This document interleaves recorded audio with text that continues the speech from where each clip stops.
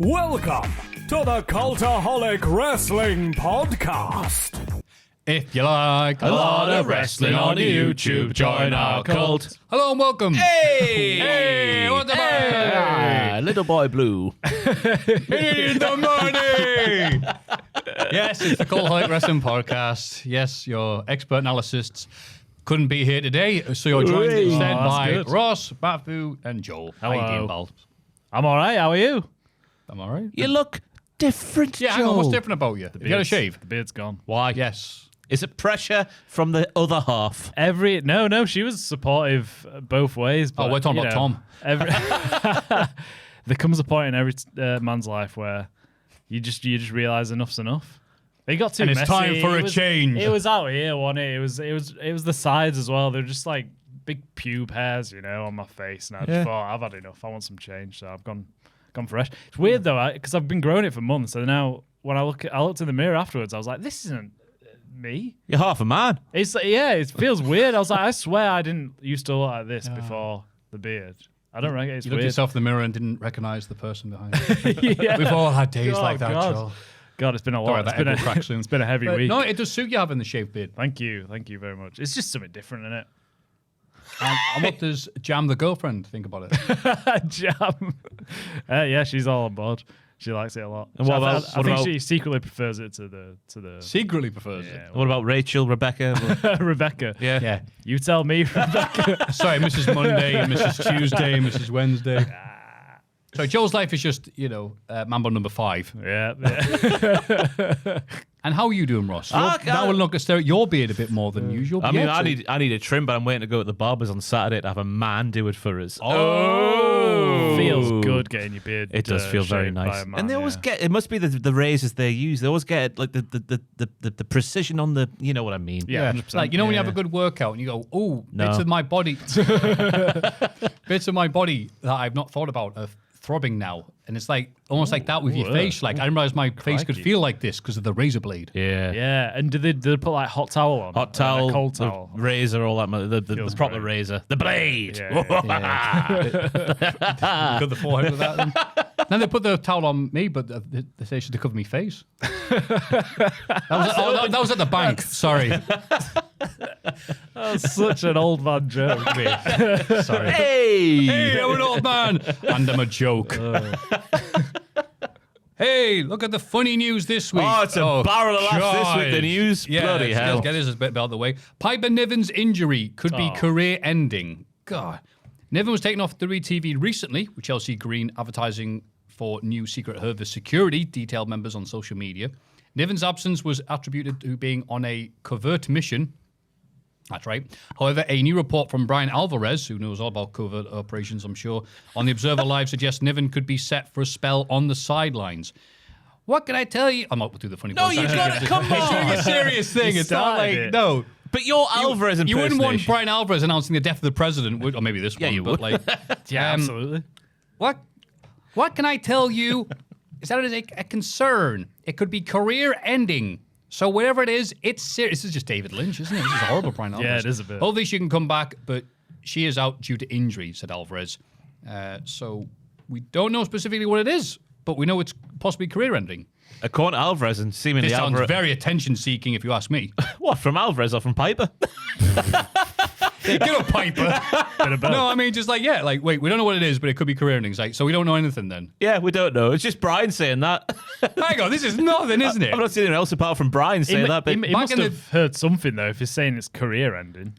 Back It in must the be day, bad. they would have had Piper on whatever drugs they needed to get her on TV on SmackDown just to spite the Observer for saying this. Yeah. So, Piper, I hope you're doing all right. Maybe Yeah. they do. Your sense Maybe of humor, that's I it. wouldn't have done anything like that. They by the way. hate the dirt sheets. They're always spreading false information. Maybe she's fine. maybe she's that's come the out. covert weird. operation, yeah, just Yeah. spreading false information. We shouldn't say it on the podcast. It could be terribly Yeah, but because we serious. use them as a it probably source. isn't. But that's how we benefit from it. We can go, oh, that's good. Oh, that's bad. But it's not us saying it. What was the best Observer issue they had one time? Disco Inferno was leaving WCW in 97, and they teased that he was signing with WWF. But Disco kept on saying, like, could you stop saying I'm leaving? You're really affecting my career. And Marty Meltzer put, like, despite Disco's protest, he is leaving. Despite what he says, he's leaving. He's full of bollocks anyway, Disco. That was the thing affecting his career. Not just him. Yeah. Cody Rhodes' tweet insert now. It's crazy watching WWE 2000 on Twitch. Whenever he shows up, everyone just goes straight for that. And I was fascinated when seeing how like modern fans get to perceive people that we've grown up watching or whatever. And it's like, no, it's that guy from the tweet. He stinks. Yeah. And like, you're right, but you're wrong for the right reason. I never liked disco anyway. Did you not like disco as a kid? No, not. You didn't do the dance once? No. I'm not Barry Gibb. You got to do the dance. I remember seeing Goldberg flatten him. It was fantastic, cathartic. So it was. And he didn't enjoy that me and Tom got on the NXT Tron in Full Sail. What, Disco Inferno? Yeah. What? Why? Because you won't be there, will he? Exactly. You hate seeing people having fun. You think like Goldberg did spear and go, look, blood on a dance floor or something? It's right there, mate. Yeah. Switching gears, Masha Slamovich is in the news this week. She's accused of domestic abuse. TNA star Masha has been accused of domestic abuse after hundreds of WhatsApp messages between Slamovich and ex-partner Akira were released online, seemingly showing evidence of abuse. Oh, so these weren't put out by Akira. Oh, they were a friend of Akira's who put them out, with a public Dropbox link posted on X showing hundreds of screenshots between the two. One of the many text messages exchanges between Akira and Slamovich seemingly addresses the domestic violence allegations, with Akira writing, "You hit me, you're wrong." Reply from Slamovich's phone saying, "You cursed at me, that's why you got here." And there's plenty of horrible stuff. I had a quick look at some of them and went, "Oh, I don't want to look at all of these. I think I got the idea." The statement of Sports Illustrated, TNA said the following on the allegations, quote, "We take any allegations like this very seriously and have begun an internal investigation." So, yeah, that's grim news to start off with, but obviously we'll use this opportunity, like when we see on soaps on TV over in the UK, to say if you are experiencing domestic abuse, then you can reach out. Various hotlines we'll put in the description below. No, certainly reading out a bloody phone number on a podcast, but they will be in the description. Yeah. Won't they, Joel? They will. They absolutely will. Be. People underneath, look, it's a link to Cody Rhodes' bloody tweet about this one. But Masha replied herself, didn't she, as well? She has said that. Thank you, Ross. Up until the beginning of this year, she says, "I was in a toxic and mutually destructive relationship. We hurt each other deeply and in private moments failed to treat each other with the consideration and respect we both deserve.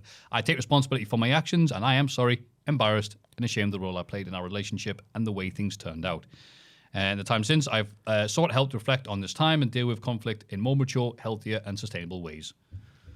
Oof. I don't know what we say, but this is the news section of the podcast, and that has been the news this week. Yeah. So we've brought it up. We'll have to wait and see what the TNA investigation brings. I guess that's the next step. These wrestling companies, their internal investigations are known for their accuracy. Well, I think that TNA hold themselves to a better standard than maybe other places do. Well, they would say that, wouldn't they? But anyway, sorry to change gears there, but here's the news. More good news to follow, though. WrestleMania ticket prices. Yay! What a roller coaster this bloody segment is. News is always bad, isn't it? You don't get good news anymore. Well, we did until you showed up. The only good news this week is your beard. PW Insider has confirmed the following. I'd argue it's sad news, you know. I was a bit sad. You thought you had about a big beard? Yeah. WG Grace, that's what you look like. You could smash 100 any day of the week, Joel. I was a bit sad anyway. Ticket prices for WrestleMania 42 at the Allegiant? Allegiant. That's how you say it? Yeah. Like you pledge allegiance when you go there? Yeah. I guess. A bit, not really. No. In Las Vegas. Oh, it's the Vegas one. Sorry, I thought that joke doesn't make any sense, does it? Are you ready? Section A1. You saw my battleship on the floor. I imagine that's right at the front. It's just under $9,000. Jesus Christ. So if you and your partner want to go, that's $18,000 just for the ticket. Mm-hmm. For both nights, that is, obviously. Yeah. Section B on floor, 3,800 would change. Section R101, 2,200, 100 level, blah, blah, blah. 400 section, 854. Which is right at the top of the stadium. I got the stadium map out. There's like a row of 400 blocks at the very top of the stadium. Jesus. So if you want to go to both nights of WrestleMania, it's like $400 a night. That's insane. Yeah. Bloody hell. And this is, of course, as it puts it very cruelly, before Ticketmaster and handling fees. The bunch of bastards. And then, that'll shoot up as well. And I think I saw Alvarez on Twitter this week saying there was a pre-sale code or something like that, one of these codes they put on for these event sales, and the code was family. Great. No, it wasn't. Ironic. No, it was. The thing you'll need to sell in order to buy the tickets, right? It's an interesting time. There's got to be a point where there are people now who can afford these prices, and that's why they charge them, because there is people who can buy them. But there's got to be a tipping point, surely, for 1 or 2 nights at the Wrestling. $9,000 for 1 ticket to 2 nights at the Wrestling. One of the cruelest things I remember growing up and realizing how the world works as a kid was when Power Slam announced that, hey, you know that the Royal Rumble 2002 is going to be shown on Sky Box Office, as opposed to the ones that were on free TV. And everybody in this side of the world went, we have to pay for the pay-per-views? No, that's not. How dare you say that we have to pay for the pay-per-views? And it was £15 and became the highest selling or most selling whichever wrestling pay-per-view that they'd ever put on. And they never did it again, did they? So they went, well, this is obviously a disaster. We'll have to reduce prices. No, of course, they were on there until they weren't. Until bloody the some were free. I remember like Bad Blood was getting recorded and stuff on Sky Sports 1 back in the day. When there's more than 12 pay-per-views per year or whatever that. But yeah, still, and that taught me that. And Power Sam said the rule of thumb is, obviously everyone went, I don't want to pay that much, but people did pay it. The rule of thumb is, if people are paying for it, it's not too expensive. Well, exactly. So the onus isn't on WWE or TKO or whatever charging these prices. It's on the fans for paying them. Right now, they are. Supply and demand. it's Not up to the evil corporation. It's like, no, if people are helping them, then it doesn't matter. They could. It's on ye. They could price the tickets lower, but as you say, as long as there are people paying for it, there's nothing the mere common man can do. Wrestling's not a common man sport anymore. Yeah. As a business, you would, wouldn't you? You'd charge the highest prices you possibly can, and as long as people keep buying it, then they're going to do that. Yeah. It's simple company business stuff. It's horrible, but it's how they make money. Supply and demand. Yes. But we will never go again. We won't. No. We can't afford that. No. Jesus Christ. No, 800 quid is the cheapest. That's insane. That's for 2 nights, though, Joel. You could pay 400 odd for 1. Yeah, but still. That's insane. That's more than Taylor Swift, probably. Well, that's what they'll say after the show. We sold more tickets than Taylor Swift. Yeah. We paid more. Yeah. People love it. People love Crazy, paying isn't it? when they're in attendance. Yeah, we paid loads of money. Come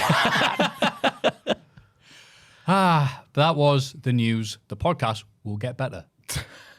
Everybody get excited for the Cultaholic Hall of Fame. The Hall of Fame time. Oh, yeah. And in condescending order from last week, I have to zoom in because the text is really small. That man who could have Cody Rhodes promo without knowing he could have Cody Rhodes promo. Oh, that was yours because it was the Dean podcast. Withers, the left-wing debater. The left-wing debate. It's like a Harry Enfield character. I think I read on Twitter as well that we made a massive mistake by assuming it was an actual anxiety pen that he had. He meant weed. Oh, really? Oh, that's what that means. Is that Code word. Anxiety Is that pen. what it means? Code Oh, word weed. Is that what it means? Not like a Or is ring it that you just like twizzle when you get a bit anxious, no.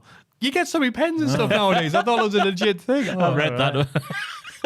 Oh, look how Whoopsie. naive we are. I know. Yeah, I had no Officer, idea. leave his anxiety pen alone. That's a good name for it. Yeah.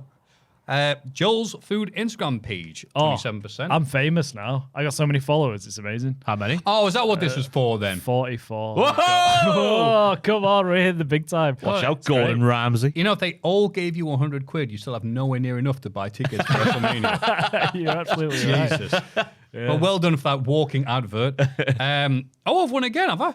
Ross's lovely punch bowl for the biggest party this again. I'm on a streak. Oh, Like my, 6 months not winning anything. I'm very happy to be It'd be back. horrible if someone pointed out the fact that Maffew now has a streak that should really come to an end just because a streak exists. I've not forgotten. I've not forgotten. People don't want to think about Maffew streaking. No, you didn't win last week. So what? My fall won last week. Ross won last week. Oh, right, you're on a streak of one. That was that was a blip. Yeah, you've been on one this year. Thank you. Not so bad yourself. 48 per bloody cent. Thank you for that. I am now medically cleared. I drank a lot of prune juice. You are the only one who was affected by it. Yeah, it's weird. I was talking to Andrew afterwards, and he was absolutely fine. Right, I couldn't believe how sensitive my stomach was to that. It was unbelievable how bad it was. You must have many, many active bacteria. Easy for me to say. Mate, they look like the ECW locker room. Got nothing on my antibacteria. Bloody hell. So yeah, everything's good now. I'm pooing fine. Everything's cool. And all the people eating want to listen to this. What's wrong with you? So yes, my thing this week is this was asked by a lot of people, and by a lot of people I mean one person, but you don't know that, so I can lie. Yeah. It is the annual tradition of Bear Week. I didn't realize it was back already. Yeah, so have a look at the image first of all. That It comes around so soon. Oh, no. I'll send you two things. There it is. So they're all in the running. This is one big place in America. There's one big little park. Big little park, you know what I mean? Yeah. Where they get all the bears and go vote for which you think's the best. And there's no real classification or there's no like challenges. It's not like the NXT season 1 where they make them pick up kegs and run around the ring or like that. That'll be fun. It's just look at them. What is this? The same bear? It is. It's transformation. Look at that. The bit of the Ozempic. He is like a completely different bear. I was going to say. So this is 32 chunk. They've all got names like number 909, number 918, blah, blah, blah. But some of them do have special names so you can remember them or they're really distinct. 32 chunk is our chunk. one. Just because of that. He's so fat, the fat is covering his eyes on the right. I mean, or he ate his eyes. I don't know. I feel like this photo is misleading because he's wet. When you're wet, you look smaller. Look, look, the influencers know the tricks of trade. The fat bears are not above lying in the seating. 32 chunk is making me consider taking up Vor life. I would be devoured by better chunk 32. Look at him. Always been in a fight, hasn't he? Yeah, look at that. Is Scar. that Scar? Yeah. He's trying to open a pepperami packet. Very rough. He is hard. I like chunk. The park's been putting out little videos of the bears doing stuff, but it's not like, Austin Rock at WrestleMania X7 or like that. It's just very nonchalant stuff. So if you click the other link I sent you, here's an example of what they're sending out, just so the people know that this is a real thing that lots of people are paying attention to in the world of America. It is. God, it's loud. 503 doesn't want 99 near the J. What a title. What does the J mean? This is how the Allies send messages during World War II. Oh. Yeah, so there's a very loud waterfall noise because that'll be the waterfall they're right next to. And it's just them having a meet-up and a talk and a... He had a little jab then, though, and then... It was a friendly jab. Bit of respect. What's the J? Is the J a different bear? I think the J is the location. Ah. The numbers of the bears. The numbers of the bears. The letters of the places. It's a fun game. What kind of world So where do we live learning in? 99 is your little man in the foreground there. 503. Wait, is that a bear or is that a plane? It's a plane over there. Oh, God, I thought one of them was like me on Saturday. I mean, 99 looks more like a hippo That's currently. you on Saturday. Yeah. Yeah, who's that cook on the right-hand side? And that's the stuff that Wow. they show you. Here's God, a that was bear good. doing stuff. And that is a bear doing stuff. It's Fat Bear Week. Once again. Nothing every happened. year. I thought there was going to be a scrap. That's the videos they show. Clickbait. There was one that they had that was going to be number 909. That was it said playing with another bear. You're like, oh, okay, this will be fun. What games are they playing? A bit of FIFA. And instead, they just were like, it looked like they was basically making out with one another. Oh. Basically, I guess like how dogs sniff one another, bears just Yeah. tenderly bite one another. I'm like, Aw. I can't show that in the podcast. We'll get demonetized. Yeah. So I went with 32 chunk. Good That's choice. our bear, fat bear of the week. I can get behind. Because people remember when I used to just have funny animals, and that was a long-running thing. Well, I hope people would complain about it, but then it would win. The fame doesn't go to his head, hopefully, because God, it was arse. there's been bears in the past who have turned into right arseholes, going into houses, stealing food, this kind of stuff. So Of hopefully, course, yeah. There was The that. scourge of that tiny village. Yeah. What was he called? Oh God, I've no The villagers call him Bastardo. There was that The pie-stealing bear. That seal you nominated one week that was having a wank. everyone saw that. That was a yeah. walrus, I think. Was it a walrus? Yeah. Wanking walrus. Was that in Whitley Bay as well? Yeah, it was up here somewhere. Yeah, wasn't This it? crowd cheering him. Hey! It good is times. funny. Animals are funny. 32 chunk. Hasn't had a wank yet, but, if he needs the votes, he will. Yeah, fair enough. Well, good that's pick. Bear Week. Thank you very much for people paying attention. What have you got for us second place, Joel? I'm going to nominate my beard. Well, this one or the other one? The other one. Rest in peace, my beard. You are so self-centered, Joel. Every week, it's something about Right. Joel that needs to be nominated Joel's for the Hall of in Fame. Instagram. Joel's knee, when Joel's it comes jam to that he dropped. the Hall of Fame, I think, what have I done this week that's funny or interesting? But what have you seen, Joel? What have you seen with your eyes? Hairs on the floor, apparently. I went to the grotto yesterday. What's that mean? Oh, that's nice. In South Shields. It's like on the cliff. It's a little restaurant bar type thing, and you get a lift down, and then you're on the beach, and it's lovely. It's a little secluded area. It's really nice. Went there yesterday. I got a car recently. Whoa! That's fun. She's called Celine. She's a Citroen C1. But I'm nominating my beard. Fair enough. I like that self-confidence, Joel. More people need that. I've I've taken an exciting lift I've done James Bond mission to go to a place in South Shields felt like to something out of a horror eat film. something. Yeah. I've bought a car. I've named her. Nah, box that, my beard. I Yes. appreciate your self-confidence, Joe. Because People it also was- appreciate it. It was months of work that went into it. Months of hard work, hard labour of growing this beard out.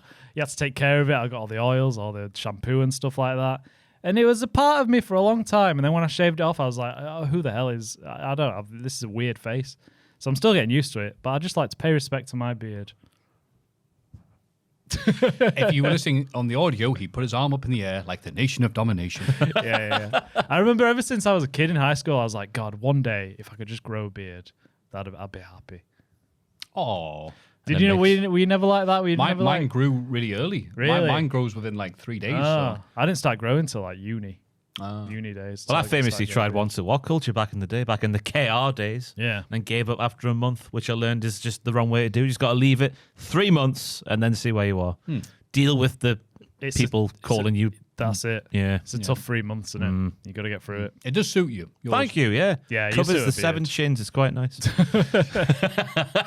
This is the British tradition, by the way, of people giving each other compliments and responding with an insult to themselves. Me and Tom were talking about the cultural differences between different countries. So Yeah. Americans will give you a compliment and look very confused when you go, no. I can't take them, me. No Yeah, matter what it it's is. difficult. Even if I know I've done well, I can't take them. Yeah. Yeah. So if you're ever having an issues with an English person, the best way to get out of it is just say, oh, nice hat, mate. No, it's not. It's average. Thanks, I guess. So yeah, nice beard, mate. Well done. Thanks. rest in Thanks. peace. R.I.P. Yeah. to the Rest in beard. peace. And what have you got for Well, us, it's been a mate? big week for Kevin Nash, so I thought I'd pay respects to Kevin Nash. There was a reason, obviously, there was a reason he was called Big Sexy. I assume now he's called Medium Sexy because he's been through a procedure this week, which I shall read out when Joel gets it on the screen. Wait. Why? I thought you had it loaded up. What's happened, Joel? No, no, The power was in the beard. This mouse is really like slow. Oh, Oh, God. God. As he clicks the wrong tab. There we go. This mouse. So Kevin Nash took to Twitter. Procedure went fantastic. Penis reduction was a success. Actually, the strain of no longer pushing blood into the entire hog brought my heart rhythm back to normal. Thanks everyone concerned about my well-being. And I think it's just great news to hear because obviously Kevin Nash It's funny. is a great guy. And he's had a penis reduction this week. Hopefully he's giving that length out to somebody else. I'll apply, Kevin, if it is on offer. I could use it. My goodness me. Anyway, Kevin Nash, his procedure went well, and I would like to nominate that for the Hall of Fame. Hang on, wait. I've got to call time out. Is he being serious? No. No, of course not. I had to just check for a second because you were delivering that like, wait, hang on, do you know more? He might have been. Because I genuinely don't know if Kevin Nash has had one because Kevin Nash is the only dude who can go, yeah, I had to cut half my dick off because it was too big and affected my heart. That's exactly what his podcast sounds like. I'm unsure about this now. This might be a real thing. Did you see it? Did you see it on his actual Twitter? No? Because this screenshot, it says x.com. No tweets of that. Oh, It's not yeah. fake, is it? I'll have a quick Oh check. no! If you thought, wait, please. It was on. We're not right? going to mock you because this is serious. It was on. This is even more Squared serious than the Circle's news. front page. That's where Oh I saw no! it. That means it could be anything. It must be. Well, we've tweeted out on Cultaholic Wrestling. Oh, good. The source is us. Right, no, it's real. He's got 6.9k likes. Yeah, it's real. Yeah. Oh, is it okay? We can confirm it's a real tweet, but has he really had it? No. Who gets a penis reduction? Big Sexy has a history of heart problems in his family. But he's very vocal about it. Will the blood going to the end of your erect peni having a big effect on Believe your it or heart? not, this isn't a problem I've had to worry about, mate. I'm not Kevin Nash. Some of the comments are like thinking it's real. Glad you are well, Big Kev. Dude, this I'm made gonna me have to so wait I hope happy. it is real I'm now. Glad gonna you're have feeling to wait to, Could you please share the before and after pics? Joel isn't reading tweets, by the way. This is just his train of thought right now. It's not real. It's it not might be real. It can't There's be real. enough there for me to. Okay. Look, I'm happy he's happy. Yeah, that's funny. Yeah, he's one of the best on Twitter, though, isn't he, Kevin Nash? He is Bloody hell. he's a good lad, Kevin. He's a good lad. He's all right. Oh, he's a good lad. Ooh. Who's a good lad? You might have a dog called Big Sexy. Big Sexy, come here. That's a good name for a In the dog. park. It's a good name for a bear. Big fat bear. Oh, Big yes, Sexy. now we're talking. Oh, yeah. Well, those are 3 good picks. We have 32 Chunk, Yeah. aka Fat Bear. Season is back, baby. That's how I wanted to be down on the thing. Really? Hell yeah, people will click that. Yeah, you're Sounds going to win. exciting. Joel's beard, Yeah. R.I.P. R.I.P. Yes. And Joel's Kevin beard. Nash's penis reduction surgery procedure. That will get people Googling before they vote. Good. I think. I hope they see the length and the width. That we go to make this podcast as exciting as humanly possible here at cultaholic.com. Patreon.com/cultaholic for your voting needs. And while you're there, not only can you get your dick shortened, you can also become a lovely producer. Like the following. Reno 2200. He's from the future. His penis is too big. We must stop him. Robo Petus.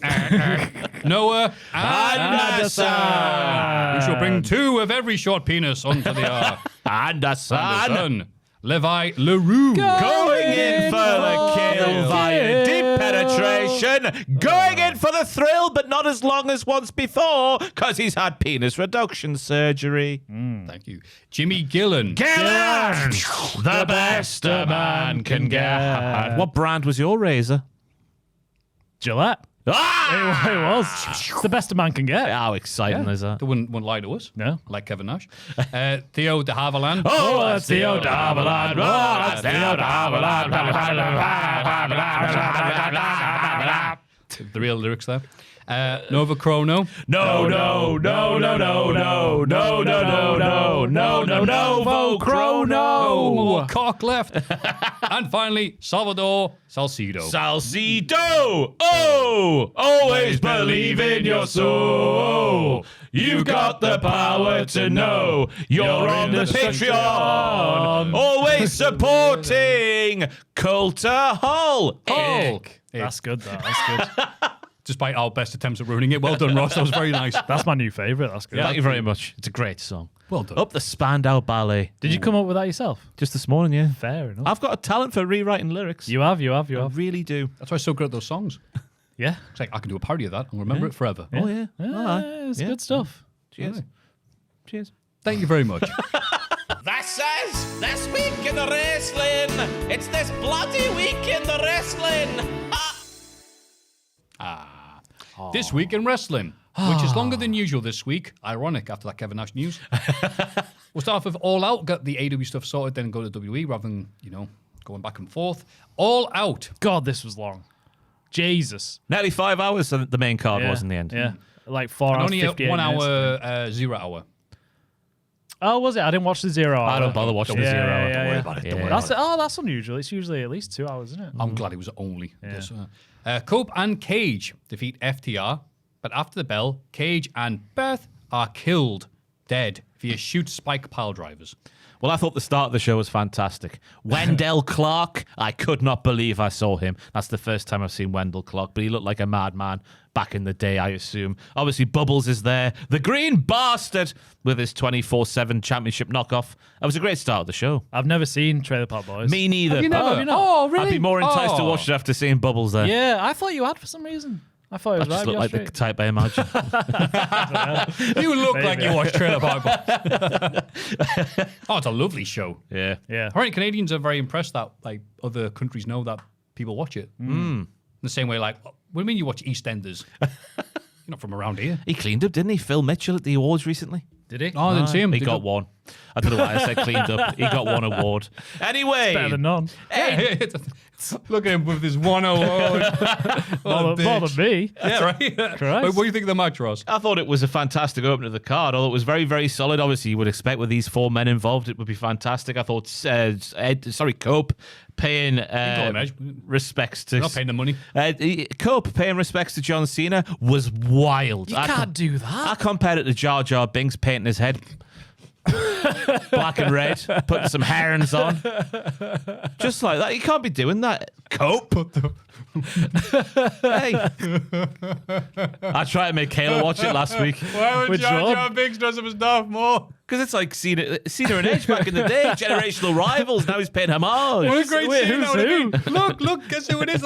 He's a Sith Lord. What are you doing dressed up? Oh, he's a bad guy, isn't he? Sorry. Wait, is Cena Jar Jar in this scenario? He would be, yeah. Yeah, right, okay. Fair. Yeah, he would be. You can't see. It doesn't matter. But we wish we couldn't hear you. a shock to see. Oh, fair play to Beth for knowing to wear a wrestling gear, even though she wasn't booked on a show that she doesn't represent the promotion of. If that make any kind of sense? Yeah. Come on. Yeah, I'll say that, Maffew, with great vigor in my voice. I didn't notice that because I'm just so used to it. You are right. I thought, they're paying homage to other people as well. I thought FTR, brilliant bastard. Stoke was a nice punching bag for Beth to just spear out of his shoes. Great sell. And then the angle at the end there was straight out the 1980s from like the kiss goodbye from Beth. I'm off to war now, husband. And then she gets killed, and then Cope's going no in the corner. Every war film you watch. Look, have you seen the picture I carry around with me? It's my wife to be. When we get back, we're gonna have 17 kids. Oh, I've been shot. It's like the end of a Blackadder. Yeah. Yeah, any thoughts there, Joe? Yeah, I loved it. I thought it was great. The ending sequence in particular was so good. Just them being absolute bastards. FTR should have won it after the spike pile driver and the shatter machine. But That's the one thing for me. Cope just kicked out so many things. He was indestructible. He can't make anyone else look. He can't make anyone else look good, can he? He took a ring bell shot to the head as well in that sequence, by the way, and one spear did it. That's the only thing. Yeah, but it's Cope and AEW. It's Cope. You expect it. It's all right. I agree with you said that. Do you think Cope asked Beth to be prepared to come out, or do you think she just did it on her own? In kayfabe. Yeah. I hadn't put much thought into it. But it's funny that she'd be better dressed than him, I guess. Yeah. She looks good. It's always good to see Beth. Yes, I agree. She's fantastic. A lot of really wonderful tag preventions from FTR, which I've missed. I've also missed them not being the focus of attention in the tag scene. So it's like, oh, good, they're here. And they're not in the tag title thing. That's great. And it's also weird that, FTR get to do this, and they're still the only tag team that play by the rules. No, you got to make sure they don't tag out here in AEW where they don't really care about that type of thing. But it works really well, and they get to stick out and be unique. It's because Rick Knox wasn't the referee, was he? Or was he? I can't remember now.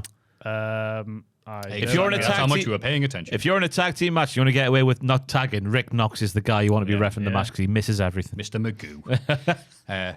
Cena homage was very nice, very solid action that went on a few minutes longer than I think it needed to be because it's a Cope match, as you said. He's always playing the extended cut of his films. Good way to open the show, though. Oh, absolutely. This made me want to see more of CNC Music Factory, though, because Cope and Christian. Yeah. Yes. Yeah. But though due to Canadian rules, it'll be 30% Nickelback. Hey, that's a joke that was funny in my head. Hey, Jelly Roll sung a bit of Nickelback. I saw a short on Instagram of someone who went to go and see Post Malone supported by Jelly Roll, and Jelly Roll was singing Nickelback. Which one? That's how you remind me. Everybody use the words in my mouth. Nickelback aren't that bad, you know. I think some of their songs are terrible. Look at this photograph. Okay, that's horrible. Rockstar's awful. Burn in hell. But we're going out tonight. We're going out Heroes, the Chad Spider-Man. A hero could save us. There's Kayla likes a few of them. But there's too many songs where they're singing about having sex. And I think when you're a grown man, there's a time when you need to stop singing about that kind of thing, right? Yeah, you're probably right. Yeah, you rock stars. You better stop singing about having a good time. You know, you gotta smell the roses and grow up sometime, friends. And roses really smell like poo, poo, poo. I used to love Rockstar. I used to know every word to that song when I was younger. Classic white boy behavior. Yeah, it is. I also really liked Cash slapping Dax to stop him from tapping. He was like, "Come on, we got this." No, they look very good together. Yeah. Here, and I'm very happy to see him and not be annoyed at their existence. Which me too. For some of the scathing. Well, just when they were in the main event tag team for so long. Yeah, AWS's thing was like, guess who's back in the main focus again? That's right, it's the Young Bucks and FTR. I'm like, can we have some variety here, pal? So I'm in a different role doing this with these two lads. And you know what? I really enjoy hearing the crowd sing Edge's theme every time. So thank you very much for that. And also, I saw The Irishman the other day, and I was jumping out my seat when I go, it's Jelly Roll. Jelly Roll playing the coffin seller. Is he in it? He says like one scene, yeah. Oh wow, I didn't realize. Like, right, it's nothing to do with the plot. I must have seen it before I knew who he was. But it's one of these dudes you can't really dress him up too much. Yeah, his face. You're very distinctive looking, mate. Right. So he's just like, yo, I'm going to sell you this coffin. Is that your first time you've seen it? No, I've seen it. I tried to fall asleep the other day, and I thought, this is a nice, quiet film to fall asleep to. But and also, it's so long, I'll know what time I roughly got to sleep at. Right. Instead, I made it to the credits and went, I'm not sleeping tonight. I'm a bollocks. Sometimes happens.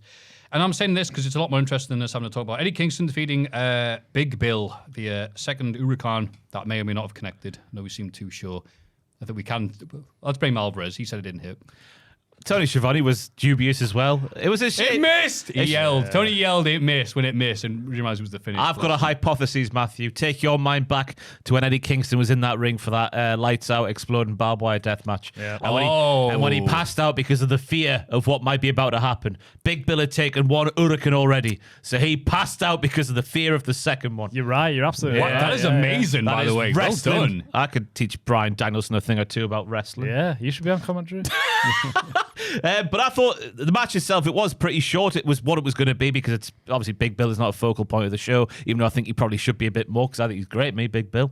Eddie Kingston coming out wearing a Claudio Sucks Eggs t-shirt. He's not been in the ring. I worked out since February of 2024 with Claudio. Yeah. But he still hates him that much. That's the kind of hatred that gets you out of bed some mornings. Oh, absolutely. Yeah, and they, that thing where they made up at the end. And he's back to hating him. Yeah. Good. But Eddie took a good beating as well, getting the crowd on his side as he does so wonderfully well. And then I guess the other big headline is, could he be on the brink of making his own ops or being part of his own ops with Hook? Who do you cheer? If it's ops versus new ops, who do you cheer there? The old or the new? Which one? Wolfpack ops or Black and White ops? Maybe they call themselves the pose. The pose. Because that's ops backwards. Doesn't matter. There's Spa. Ops versus the Spa. pose, the tipsies, the tinky winkies. Spa. I love Eddie Kingston. He's one of my favorite wrestlers. I love his character and stuff like that. So it was rather sad seeing this. The crowd popped for him, and then the match went on. They were just silent, which is heartbreaking. The match was just him getting beaten down for the most part. Bill, I thought, was dominating. Yeah. I thought So he the looked crowd strong. Eddie, and they didn't. Which really it kind of makes sense in story for him to be like rusty and weaker than Bill. But yeah, it did. I wanted him to like kill him a bit. And it I can didn't see really why they happen. put it on the pay-per-view, though, because it's like Eddie Kingston's return. He's been gone for a year, this, that, and the other. But the way it was like sort of presented, it did feel more like a weekly TV show kind of match. It didn't feel like rather a than big deal at pay-per-view, all. Yeah. And no one really cared about Hook when he came out either. It's that theme. Yeah. Why would you take away Action Bronson? I'm coming home to be here. It's rubbish. Yeah, Action Bronson. That was better than the one he came out with. Bloody hell. Yeah.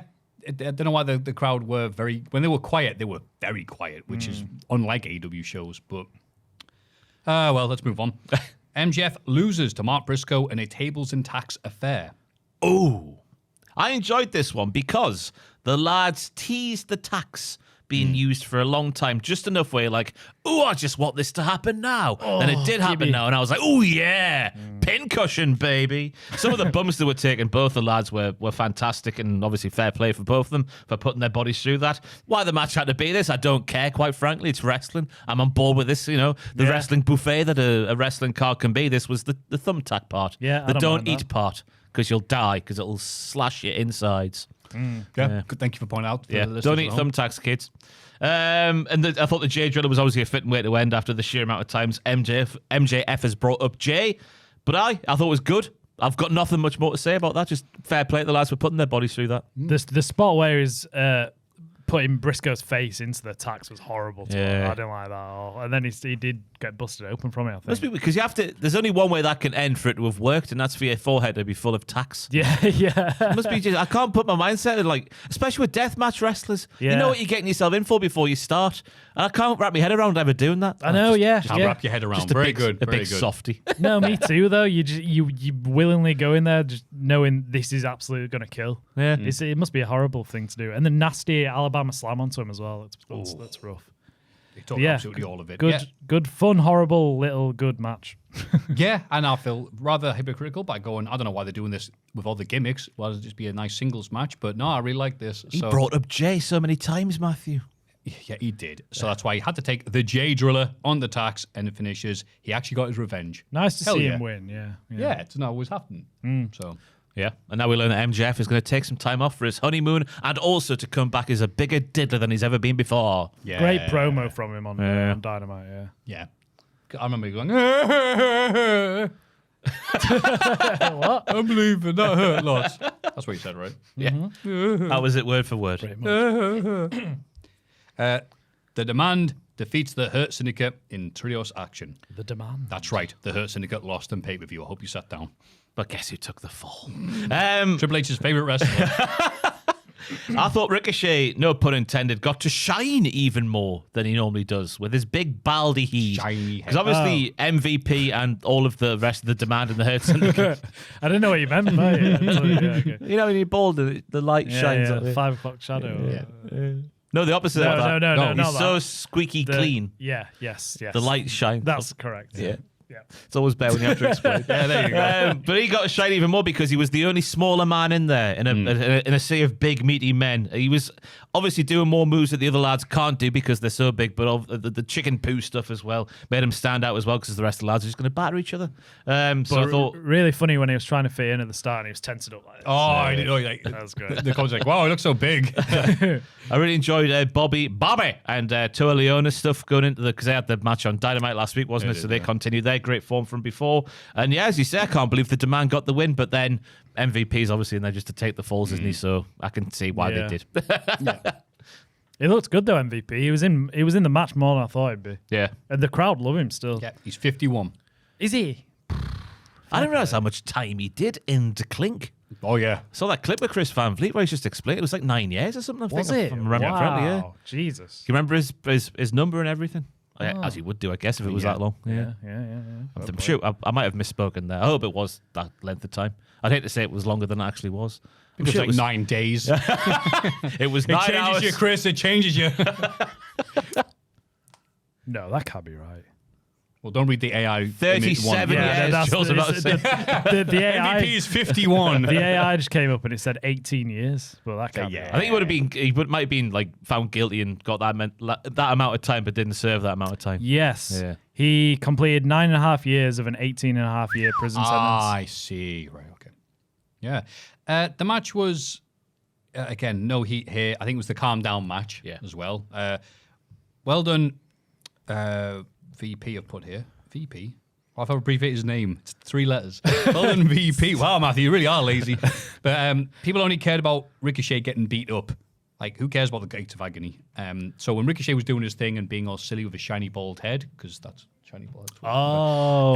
Then it was good. Everything else was just filler, which is unusual for me to say about the Hurt Syndicate because I think they're great. But yeah, it was okay for what it was. There has been a little storyline heading into the show, so I can see why it was on the pay-per-view. As you say, I think cool down match is a fitting way to describe it. Yeah. There was a lot of stuff on the show that was to build up to the next pay-per-view, which is coming up quicker than usual. So Wrestle I think Dream! That was it. Thank you. AEW Wrestle Dream! And that's only like 3 weeks away. Yeah. Yeah. Good God. Wrestle Dream! That's why some of the stuff I'm like, why are they doing this? Oh, because of that. So, and then Mercedes Moné retains her TBS title against a valiant Riho, who did really well, despite what Gail Kim might have to say. Oh, God. She's That's too been kicking off. small.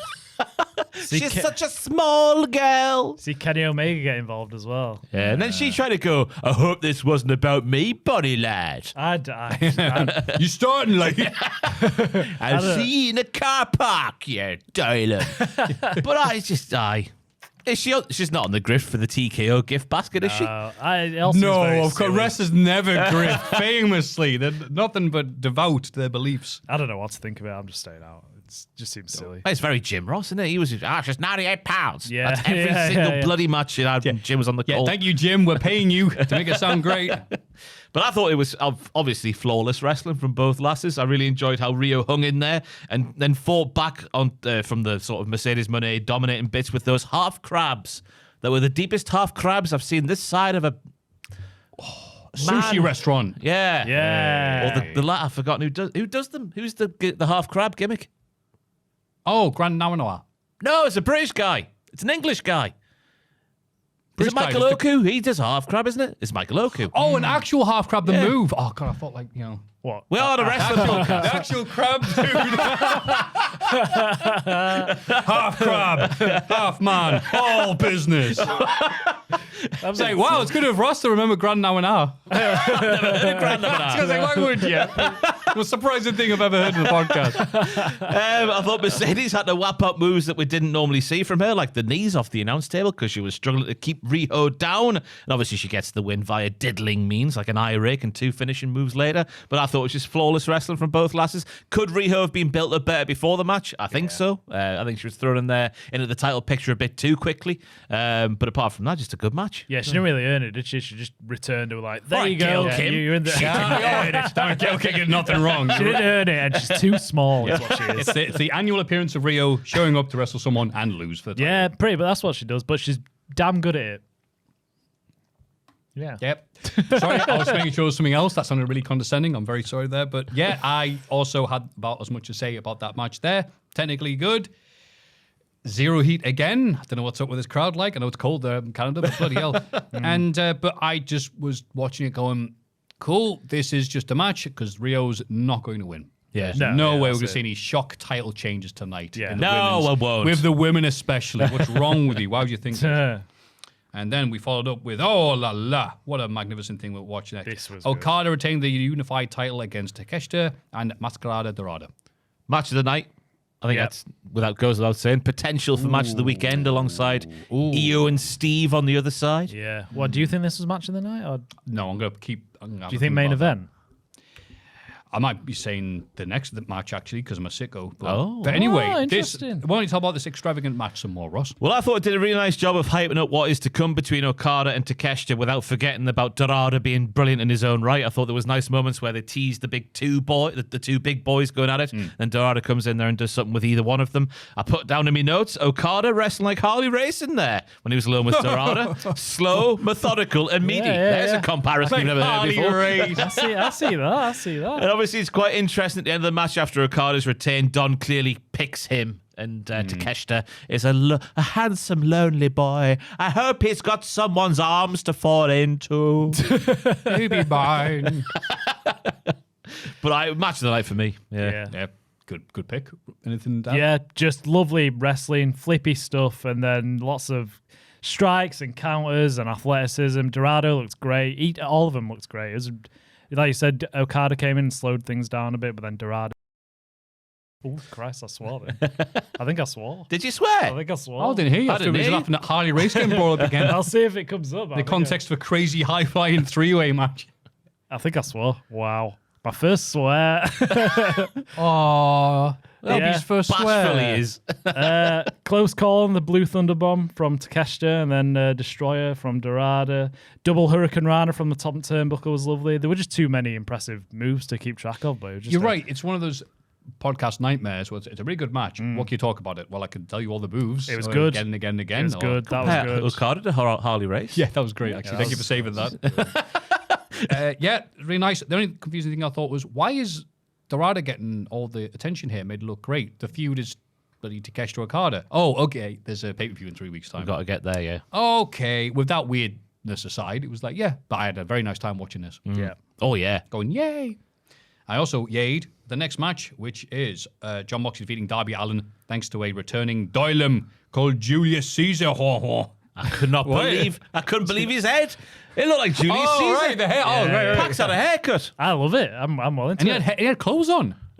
Disgusting. A black t-shirt from Tesco. F&F finest for me. Plainest gear. £5 spent on the haircut and the shirt. And obviously, I'm glad he was there because it was a very dull, unremarkable match between these two guys. So, anything to add there, Ross? I mean, my highlight of the match maybe wasn't what your highlight of the match was, but it was when Moxley and Darby Allin are going back over the barricade into the ringside area from the crowd. And the commentator's like, Moxley fishing around his pocket for something there. Yeah. And you're like, oh, that's the really small pocket that nothing can possibly fit in there outside of maybe something that's, the size of a coin or something. And then you see Moxley sort of goes under the ring when they start doing the ear stuff. And in the background, you see Marina Shafir just bend down and pick up the blade, put it in her pocket. So the commentators were calling out John Moxley getting the blade from his pocket. But apart from that, you know what you're getting here, and it absolutely delivered for me. Darby with the dive through the coffin. He slammed on the coffin. There's fingers being trapped. I was desensitized to the fork spot. I had to check myself and wreck myself on that one. because I wasn't going to make it a WTF moment for that show, which is on the Patreon right now. And I was like, what are you doing? He's getting stabbed in the forehead again. I know it's happened already, but I was like, it's still gnarly as balls. It still is just as hard to watch, isn't it? It was horrible. I thought Bryan Danielson's role was great. He's like, I'm not getting involved. I'm not even stood up when he hands the plastic the bag with the plastic bag in it. I was surprised that Mox won, just based off the fact that Darby's come back and obviously the title push that you think was going to happen before Everest. And yeah, that really was like, oh, well, what's the point in that? Oh, again, we've got people in 3 weeks' time. But yeah, with the people watching it with me when I was having a nice time watching it, was like, yeah, what was the point in that? Why? And I even went, why is Pac the person showing up to be, it's me, Pac? And this is weird coming from us because we love Pac. But isn't Garcia the lad who's just joined and doesn't he need like some attention on him? We haven't. Or is he already, he was a bitch at AEW, now he's a bitch at the Death Riders. Yeah. He's not going to overshadow Pac, is he? No. He's on Wheeler Yuta's level. He's not overshadowing Claudio. No. Yeah. Marina gets showcased better than obviously Yuta and Garcia probably will do. He's the Kip Sabian of the Death Riders. But I haven't seen him since. Was he on Dynamite? Garcia. Yeah, he was there. Was he? Aye. I haven't noticed him since he joined him. No. Part of the scenery, Garcia. Yeah. But the booking aside, again, 3 weeks' time, etc., etc. Okay, fine. Hopefully it's just going to be that Darby's go, oh, right, I need mates to beat you because you're a cheating get. Right. And a flamethrower. That'll work. Yeah. I thought they were going to go for Inferno match just based off all the fire that we've seen. Yeah. That would make sense. Yeah, but it's I quit instead. Do you think Mox will quit then and finally take some time off, maybe? No, Moxie won't take time off. I know, it's unheard of. Crazy thing, isn't it? He's had like 5 chances to after big losses and dropping titles and whatnot. You think surely Darby wins this next one, though? Yeah. God, he works harder than Tom. That's saying something. And does just about as much as cocaine. Did you just swear then? No? I said, and that's saying something. Oh, okay. What does it sound like? Clucking hell, it sounded like. Really? Yeah. Oh, no. I don't think so. Please check yourself. What's wrong with you? I don't know. I don't know. I didn't Was swear. the beard controlling you? Yeah, I think You're like so. dodgy Samson. I've been let off the leash. God.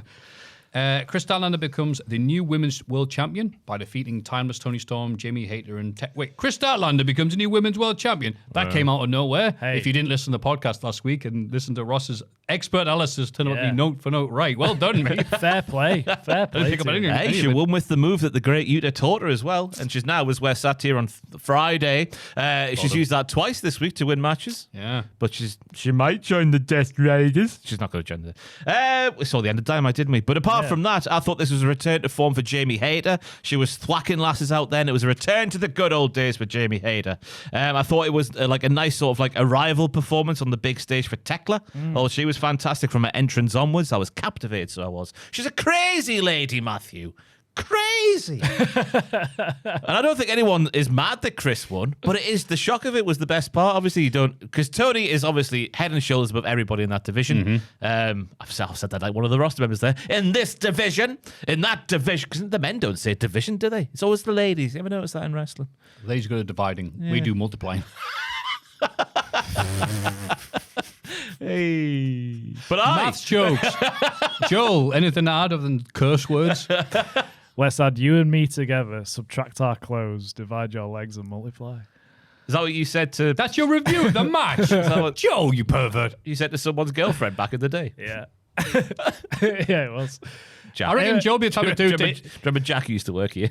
That's what Joe said. Who? What did Jack Out of say? context. That was in a pub quiz round. We needed to say it. It was do your best pickup line, and I said that to her. Oh, I remember that. Sorry now. Yeah. That was the one you said. Yeah. Did it work? You get points for it. I think she gave me like 2 points. I don't know. I can't remember. It was a long time ago. It didn't work if you can't remember. Yeah, no, I can't. It's like every shoot interview. Nah, I don't remember that moment where I got beat up by 3 lads. Nah, I don't know what you're talking about. Any other thoughts there? Yeah, it was a good match where all 4 women got to show off their moveset and characters. I liked the ending because Tony's first reign ended in this big culmination of this story with Mariah May. So I'm all right that this one ends in like a more of a just shock out of nowhere upset. I think she's done both. Dropping the titles in different ways is good. I don't know what she does from here though, Tony. Tag team, I reckon. She'll be one of the first tag team champions. Oh, her and Windsor. Mina. Yeah. Oh, Windsor, yeah. Oh, there could be a little rivalry there. Oh. Oh. That's a good point. Yeah, I didn't think of that. Yeah. I wasn't really into the match that much because I'm like, well, the title's not changing hands here. I'm so smart. I know everything about wrestling. Oh, and it happened, and everyone we were watching this group just went, oh, noises at the idea of it happening. It really got me. It's rare that you get these type of shock title changes, and it is needed for Toni Storm because she's great and everything, but she's too good. She's too important. And the best way to get her off it is just have this type of shock victory if they're not going to book, Athena to beat her up. I'm glad they had Tony pinned as well. That was another thing as well. There wasn't no cop out there or anything. She just did the roll up. The Damn blast. The better lady has beaten me. It probably will blood say. and sugar puffs. I lost. It was a nice palate cleanser of a match. It didn't overstay its welcome. That's another good point as well. It was nice. Right, and early booking, but I think Willow should be the one who takes the title off Chris now. It probably will be. I hope been so. feuding since the Stone Age. Seeing her on Dynamite, I was just like, Willow is so underused. She's great. She's been great for so long. We've done nothing with her. I really, really like her. Please give her the belt. Okay. Well, Please. Please. Please, Maffew. Oh, okay. I'll have a Tony message him. Then Brodito defeated the Young Bucks, Jet Speed, and Hechicera and Josh Alexander in a ladder match to win. No, with the AEW World Tag Team titles on the line. Sorry, I'm dumb. And I'm Ross, and that's Joel. And welcome to the Cultaholic Wrestling Podcast. And we'll start recording now. This is the Ron Seal match of the night for me. Ron Seal does what it says on the tin. Because you always expect AEW to deliver this kind of match, and this one delivered once again. We don't have to go through all the moves that were just gnarly as balls. There's a couple of tipping points for me where, like, it's a trope of wrestling ladder matches, obviously, where people scale the ladders and they're in touching distance of the titles, and they go for a move instead of going for the titles. But Bandito's, when his shoulder blades touch the titles, come on! I was going mad, so I was. Why don't you just take the titles, pal? I was saying. It's always like I could go for the titles. Wait, I'm going to pause and look at my foe. But apart from that, it was just, and obviously the angle after the match as well was fantastic, because the way Perry's been presented for the longest time, I was like, oh my god, he's going to be Plankton, and Luchasaurus or Killswitch will be the thing that Plankton sits in when he destroys SpongeBob Land. Bikini Bottom. I remember the words but no, they went back to what obviously people loved back in the day. He's only 28. Heel Jack Perry is not ready to be a main eventer now. That's not to say he won't be in the future. Talking like this about driving down the road. So boring and dull, and I'm not ready to be a main event boy. Go back, get him in the loincloth. Get your kid off. Yeah. Shut up. And I just have a good run with them, and then obviously they can revisit it down the line, because it needs to be different from the scapegoat. Because you think about the iceberg effect of that. Oh, you've done it, me. Carry on. Hey, the iceberg effect of what happened between him and Punk, and where Punk and AJ's obviously ended up now. It is funny, isn't it? It is mad to think so. Make some money with them now is part of a they're both back to their respective partners, and it's beautiful to see.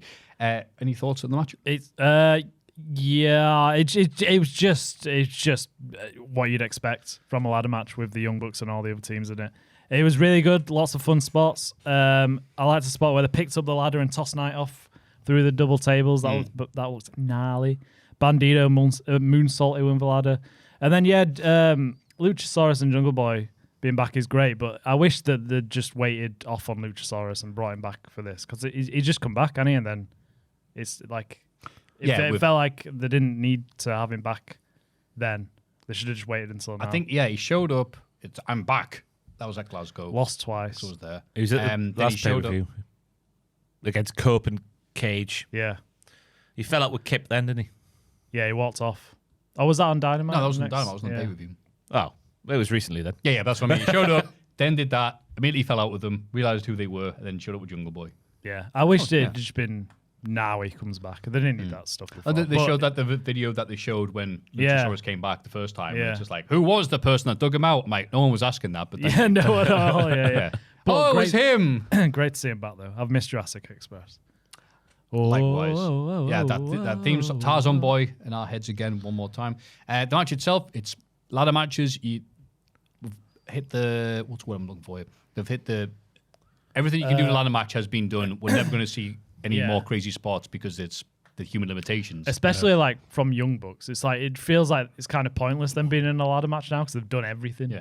Like, there's nothing else to see. But then that many ladder matches. The next ladder match they do, they get a pint for free. Yeah, yeah. But still, it delivered all the spots I wanted to see it. Not sound like an old cynic person. I'm sure people seeing the first ladder match the first time going, "What are you on about? Those Mendel?" I'm like, yeah, it is. Yeah. It is still impressive, even though you do know. Yeah, Exactly. sort of I'll give them things that. they're gonna do. I mean, Jet Speed showing up wearing Sonic and Tails gear. Bunch of nerds. Appreciate it. They were great. They were great. And then Bailey, I think, knacked his leg by doing the. It was in the corner, wasn't it? And that was on the one the fold up, not fold up, Bridge. horizontal bridge ladder. Yes, yeah. Oh, bridge ladder. Did the backflip on the knees, took all of it onto his knees. That's how it works. So then when it came to Brody, do the Fire Thunder driver off the apron. He's like, "Oh, I'll just lift you." Yeah. Dead weighted him and just Arse him. first through the bouncy First. ladder. And then the ladder went, boing. Fantastic. Yeah, it gave me all the stuff I wanted. And then Jack Perry showed up, and I was like, first of all, I'm very happy that the Young Bucks didn't win. Yay.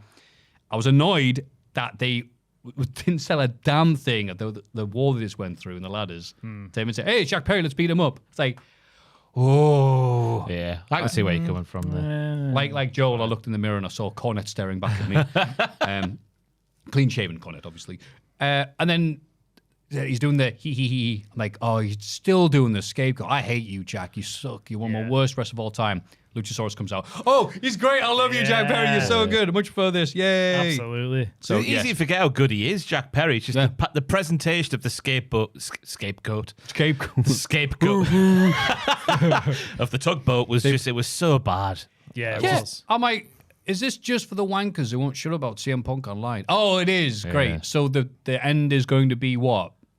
Yes, all right, we'll end you CM Punk for one match, AEW, seeing as you asked so nicely. He Yeah, says, yeah. the nice and friendly WWE. Goes, shut up. Yeah. So good they're doing this. Very happy, and I'm very happy that Luchasaurus is back and healthy as well. Correct. Yay. And from being healthy to being unhealthy, as John Moxley backstage figures out that Darby Allin is finally dead, with him being zipped in a body bag, locked in a coffin and all. Darby's condition is upgraded to alive. He attacks Mox, sets him on fire. Of course he does. I mean, Moxie doesn't have to do half of this, but the fact he does is For the love of the game. it's admirable. Yeah. I just no one would bat an eyelid if he took a week off. Just go on holiday. Because remember when he dropped the title earlier this year, or when was it last year? And I was like, I was Yeah, gonna it have a was this holiday year. now. Yeah. Then there was injuries and stuff, so he had to stay around for a bit longer. Yeah, crazy man. See, there wasn't even injuries this year. He's just like, why are you still here? Yeah. Now's the ideal time for you to whatever. Because there was a I think hole burnt in that body bag in double quick time, so hopefully he now reached his skin. It really is one of these things where like men will literally do anything other than go to therapy. Look, I'll get set on fire. I can take all the knives to the head, whatever. I'll blade myself with my pocket knife or whatever. Yeah. Take a week off. No. He is mental. But like I said, hopefully this I Quit match will. He can go away and have a nice holiday with Renee for a bit. Yes. That'd be nice. Well, we care He's about not going to, Mox. though. He's booked in a No. match in 2 weeks' time. No, he's not. Yeah. He's crazy. And then, did you spot who was helping break it up? It was Amir Jordan. It was wasn't Amir Jordan, the pride of the Northeast. Yes. So happy to see him randomly show up there. He's a bit lost. Aiming for North Wrestling, went to the Great White North Wrestling. Oh, Yeah. no, it's a different. Turns out there's more than one North. Who knew? And then we get the main event. Hangman Page defeating Carl Fletcher. This was a scary match. Obviously, the focus was on both men's necks. Some of the bumps they were taking were absolutely terrifying. The big pressure from Hangman onto Kyle was probably the most gnarliest bump of the match, which is weird to say when we saw Deadeye through the table on the floor from the apron. Right, that looked like child's play compared to that. Yeah, I know. But if this was to make Kyle Fletcher a made man in terms of like, can he belong in the main event scene? I think it delivered on that job. I think it looked the part in the main event of a pay-per-view. It was just a very, very good match, but scary all the same. I hope their necks are fine. Hangman seems to be all right because he was wrestling on Wednesday, but, you know, that's a wrestler.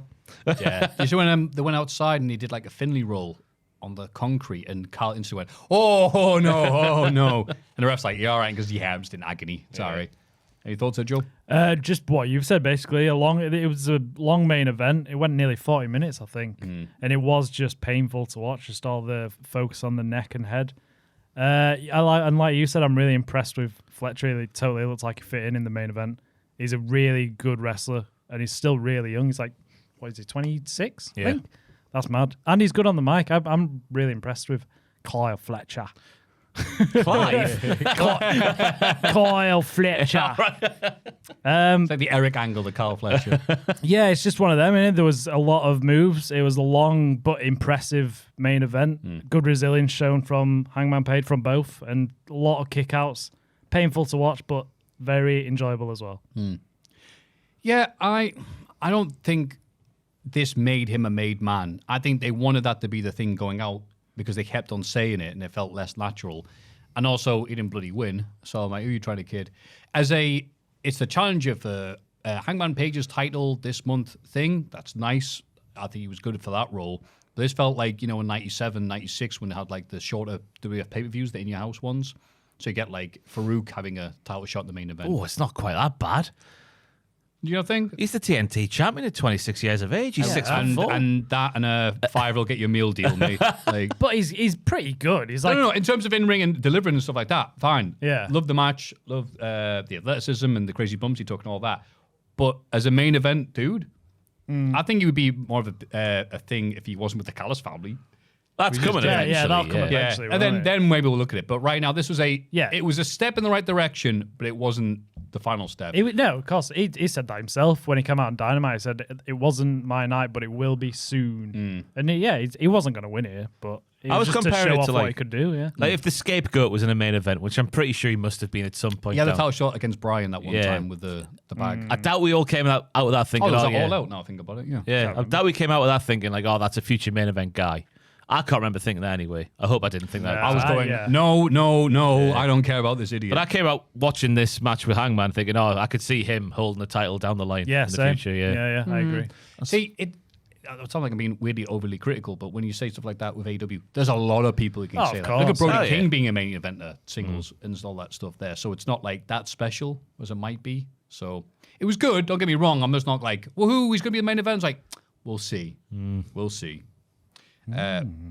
But the highlight was obviously Taz getting shoot mad because there was barely any room for him to talk during the main event because Don Callis kept on going, so what do you think about this, Daniel Bryan? So what do you think about this, Brian Danielson? What do you think about this, Brian Bryanson? Oh, you've had a bad neck, haven't you, Brian? So what do you think about that? And there's Taz, who always goes on about his bad neck in the main event. He goes, well, I had a bad neck, and no one gives a S about that. He got really loudly, really mad. Well. He was getting furious at the crowd. First of all, the crowd chanting, switch the lights off, because they were trying to do that effect where it was all dim lighting. Like Hour After Dark, which you can see on Patreon.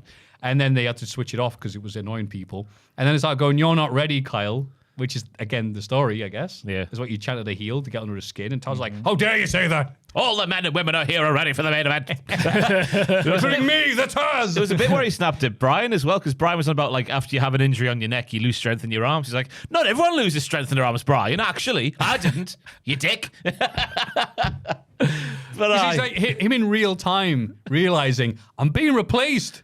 I'm being replaced live. It's like if you said, hey, by the way, Maffew, we've got this new lad starting here on the podcast. He's a queer radio show about Transformers. Don't worry, though. You're fine. You're fine. In the corner there with no microphone. You're fine. So that was a nice highlight there, Taz. We love you. Yeah. You're so upset you couldn't even whoa. So many highlights there in AEW, but it's odd just to have them have a pay-per-view that's a setup for another pay-per-view. Yeah. Which they don't usually do. But yeah. Yeah. Thoughts there before we move on? Well, AEW has been great recently, I think, but it's still the same thing that the pay-per-views are just so long. They're just so long, and it's hard to keep invested through the whole time. Like when the main event was happening, I was just like, I'm done in.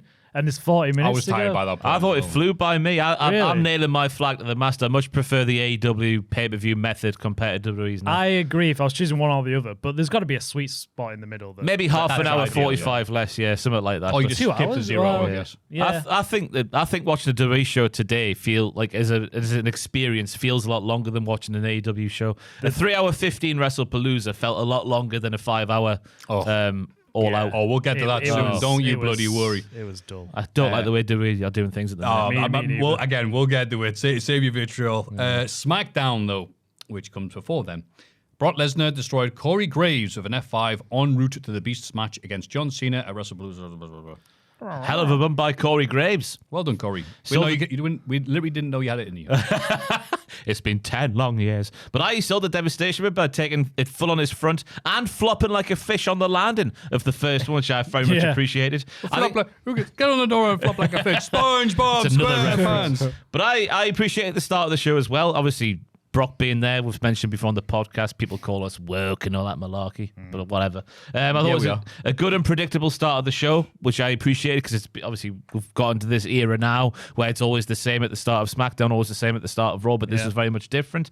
Heidenreich's in the mud is in my notes here because Michael said that's the most helpless he's ever felt in his entire career. Oh, yeah. When Brock gave him an F5. yeah. No, when he was 2015. pushed up against the wall, reading poetry. I thought Cole did a lovely job of selling this after the emotional speech to the camera, after he sat down. I thought he really nailed it. But still, piss off, Brock. Yeah, I said it was a really fun way to open the show, just something different, something chaotic. And it made Brock look a bit like the Brock of old rather than being all silly with R-Truth and ripping his pants and stuff. He actually looked quite... Bit of a change there. Huh? He looked intimidating here. And the crowd were chanting Cena, but he's not wasting his dates on Michael Cole, is he? To come out and save Cole. Come on now. Then Charlotte Flair and Alexa Bliss defeated Chelsea Green and Alba Fire. It's an interesting mix in the WWE Women's Tag Team Championship match. Yeah, The Miz getting a kind of audition on commentary, replacing Corey Graves. He reminded me of early Jericho in AEW on the commentary table. When he was good to begin with, and then he started smelling his own farts. Yeah, then he started being shouty Jericho just all the time, which went downhill a bit. He was very animated and passionate though, The Miz, so I thought it was a good, solid first outing with him on the call. Michael Cole notes it's the first time this year that the tag titles have been defended on SmackDown, which I thought was unbelievable. Is it really? He probably shouldn't have said that. I know, yeah, because that isn't the gimmick that they get defended everywhere all the time. The match didn't really get going, and then it was over. Yeah.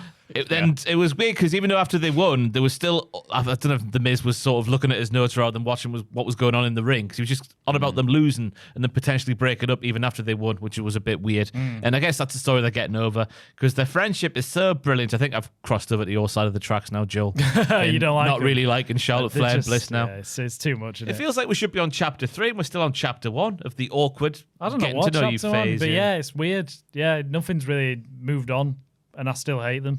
They're still horrible. Yeah, this is just a bit of a tepid match. I thought Alba looked a bit slow, but it was just over before anything Alba really looked happened. slow. I thought she looked a bit slow. Bit slow. Alba Fire. Slow. That's the last It was a one. slow burning fire. Yes, very good. 2 title matches on SmackDown was nice, but this was they weren't going to win. No, and they didn't. No. Do you do slow cooking? Yeah. I do. I ain't got a slow cooker anymore. I used to. Sometimes I'll do something in the oven. I think they are one of the best inventions humankind has ever come up with. Wow. I remember now you talk about the greatest things you've made. I forgot about that. Yeah. So wait, what's the difference between like cooking something in the oven slowly and a slow cooker? Don't know. All I know is with my slow cooker is you put everything in and then turn it on, give it a stir, and then leave it. And that's Good. why That is what I would hope it would do. that is why it's the best. There's no process to anything. It's just put it in there and leave it. Good. I think it might be like a different type of cooking. I think slow cooker might do it quicker, and they'll be like, Sorry. I guess this. Hang on. Yeah. No, then in the Please oven. carry on, Doctor Who. Or maybe not. I don't know. But there's like steam. It steams it as well. Maybe. Oh, she put the lid That's on. a different setting, yeah. I don't know what the difference is really, but you feel safer leaving your slow cooker on all day than you do your oven on all day. I think. Obviously, yeah. Yeah. Yeah. What was that thing Jim Carrey played back in the day? Officer Safety, whatever it was. Oh, yeah. You've got a promising career in that job. Joe just comes in the podcast next week with his hair on fire. Hey, guys. I left you on all day. Even the slow cooker though, do you leave it on all day and leave it flat? See, I It's got find. it's either got high setting or low setting. Low is like 7 or 8 hours. Yeah. High is like 4 or 5 But hours. you can do that with your oven. It's fine. But they both scare me. I wouldn't do either because it scares me. Scare you? Yeah, to leave something on all day when you're not in the house. Oh, you're talking about like leaving the house with the oven on, right? Well, that's a different thing. You've bought a slow spooker. Sorry. Oh, that was all right. That was all right. No, it wasn't. That was awful. Boo. Spooker. Joe's walking down the street going, I don't like this. I think I bought the wrong thing. I've talked about that because I had nothing to contribute to that match that we just saw that you guys have already said, so why waste your time? Braun Breaker and Bronson Reed defeat Fraxium. Axiom nearly dies of his torpe. Hello there, Ross. My phone vibrated right next to my winky there, and I got a little bit of a fright. Wow. Spooky. I got a portable slow spooker in the pocket. I need that Kevin Nash surgery bait. I don't really. I need the opposite. Anyway, he lands against the announce table as Axiom, and he went head first, and it looked absolutely terrifying. I'm asking the question, why are these Raw lads on SmackDown in their gear if they weren't booked to wrestle? My goodness me. Move of the week contender with Bronson pushing Axiom off the top rope into a spear from Bron. It was so well timed. Lovely finish. I can't remember if it is or it isn't. It is, Joel. It is. Wow. It's the move of the week. Oh, my. Oh, baby.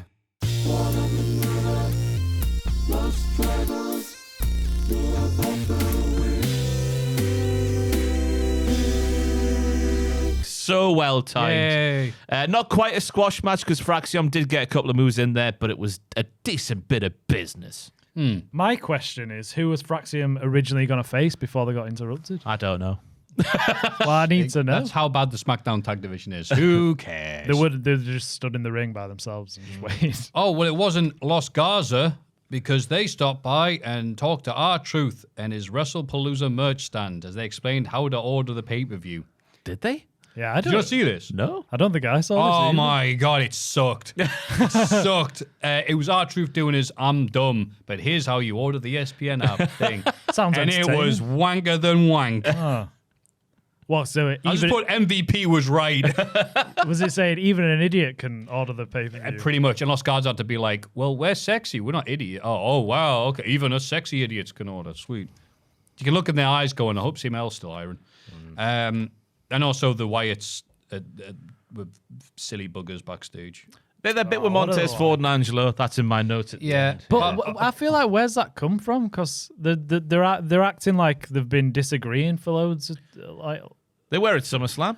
They couldn't. There was a little tiny moment, and they went back to having At the the start, match. they Or was were. it Paris? There was one of the pay-per-views where they couldn't the decide Paris who was going to one, wrestle sorry, not first. Yeah. SummerSlam. Yeah, but then that was it. Yeah, and then they sorted it, and then they won. and then they wrestled. There's I know probably they didn't little win, but- bits here and there. It just That's feels just like the it's subtlety of the storytelling. It feels like guys. they've Solely me bollocks. It feels like they've missed a chapter out and just jumped ahead. Charlotte Flair must have taken it. I put, lol, they already have Karen Cross's replacement in terms of gimmick and also in terms of very over despite not doing much. That's always been the Wyatts thing, really. Yeah. But Axiom's dive was barely registered by Bron Breakker. What else is new? I think it's just a reference to that he just has no issues diving onto nothing, hasn't he? That lad, that little lad, that little 12-year-old, whatever. Yeah. Then they had a match, and on one hand, it was wonderful seeing the two lads bounce around the cruisers. On the other, for Axiom are so far down the ranking, they could go back to NXT and steal the division again, and no one would notice. That is a fair comment. Yeah. I just feel sad for a second. I want to see him higher up. I really like him. That was an interesting noise, thank you. Tiff Strats, Jade Cargill, and Nia Jax get into a wild brawl, resulting in a triple threat match for Stratton's WWE SmackDown Championship next Friday on SmackDown. Nia is horrible at talking. Tiffany is horrible at talking. Thank God Jade arrived so they could fight. Thank God they didn't give Jade a mic as well. Yeah, Jade's not much better. The talking takes away from the wrestling in any feud Nia or Tiffy is involved in, it turns out.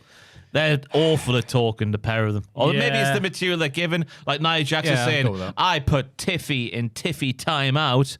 Boom! See, Nia I'm all right with because she's supposed to sound like a Wazak. Yeah, So- kind of. She's supposed to be really annoying, and she was really annoying. A Tiffy impression.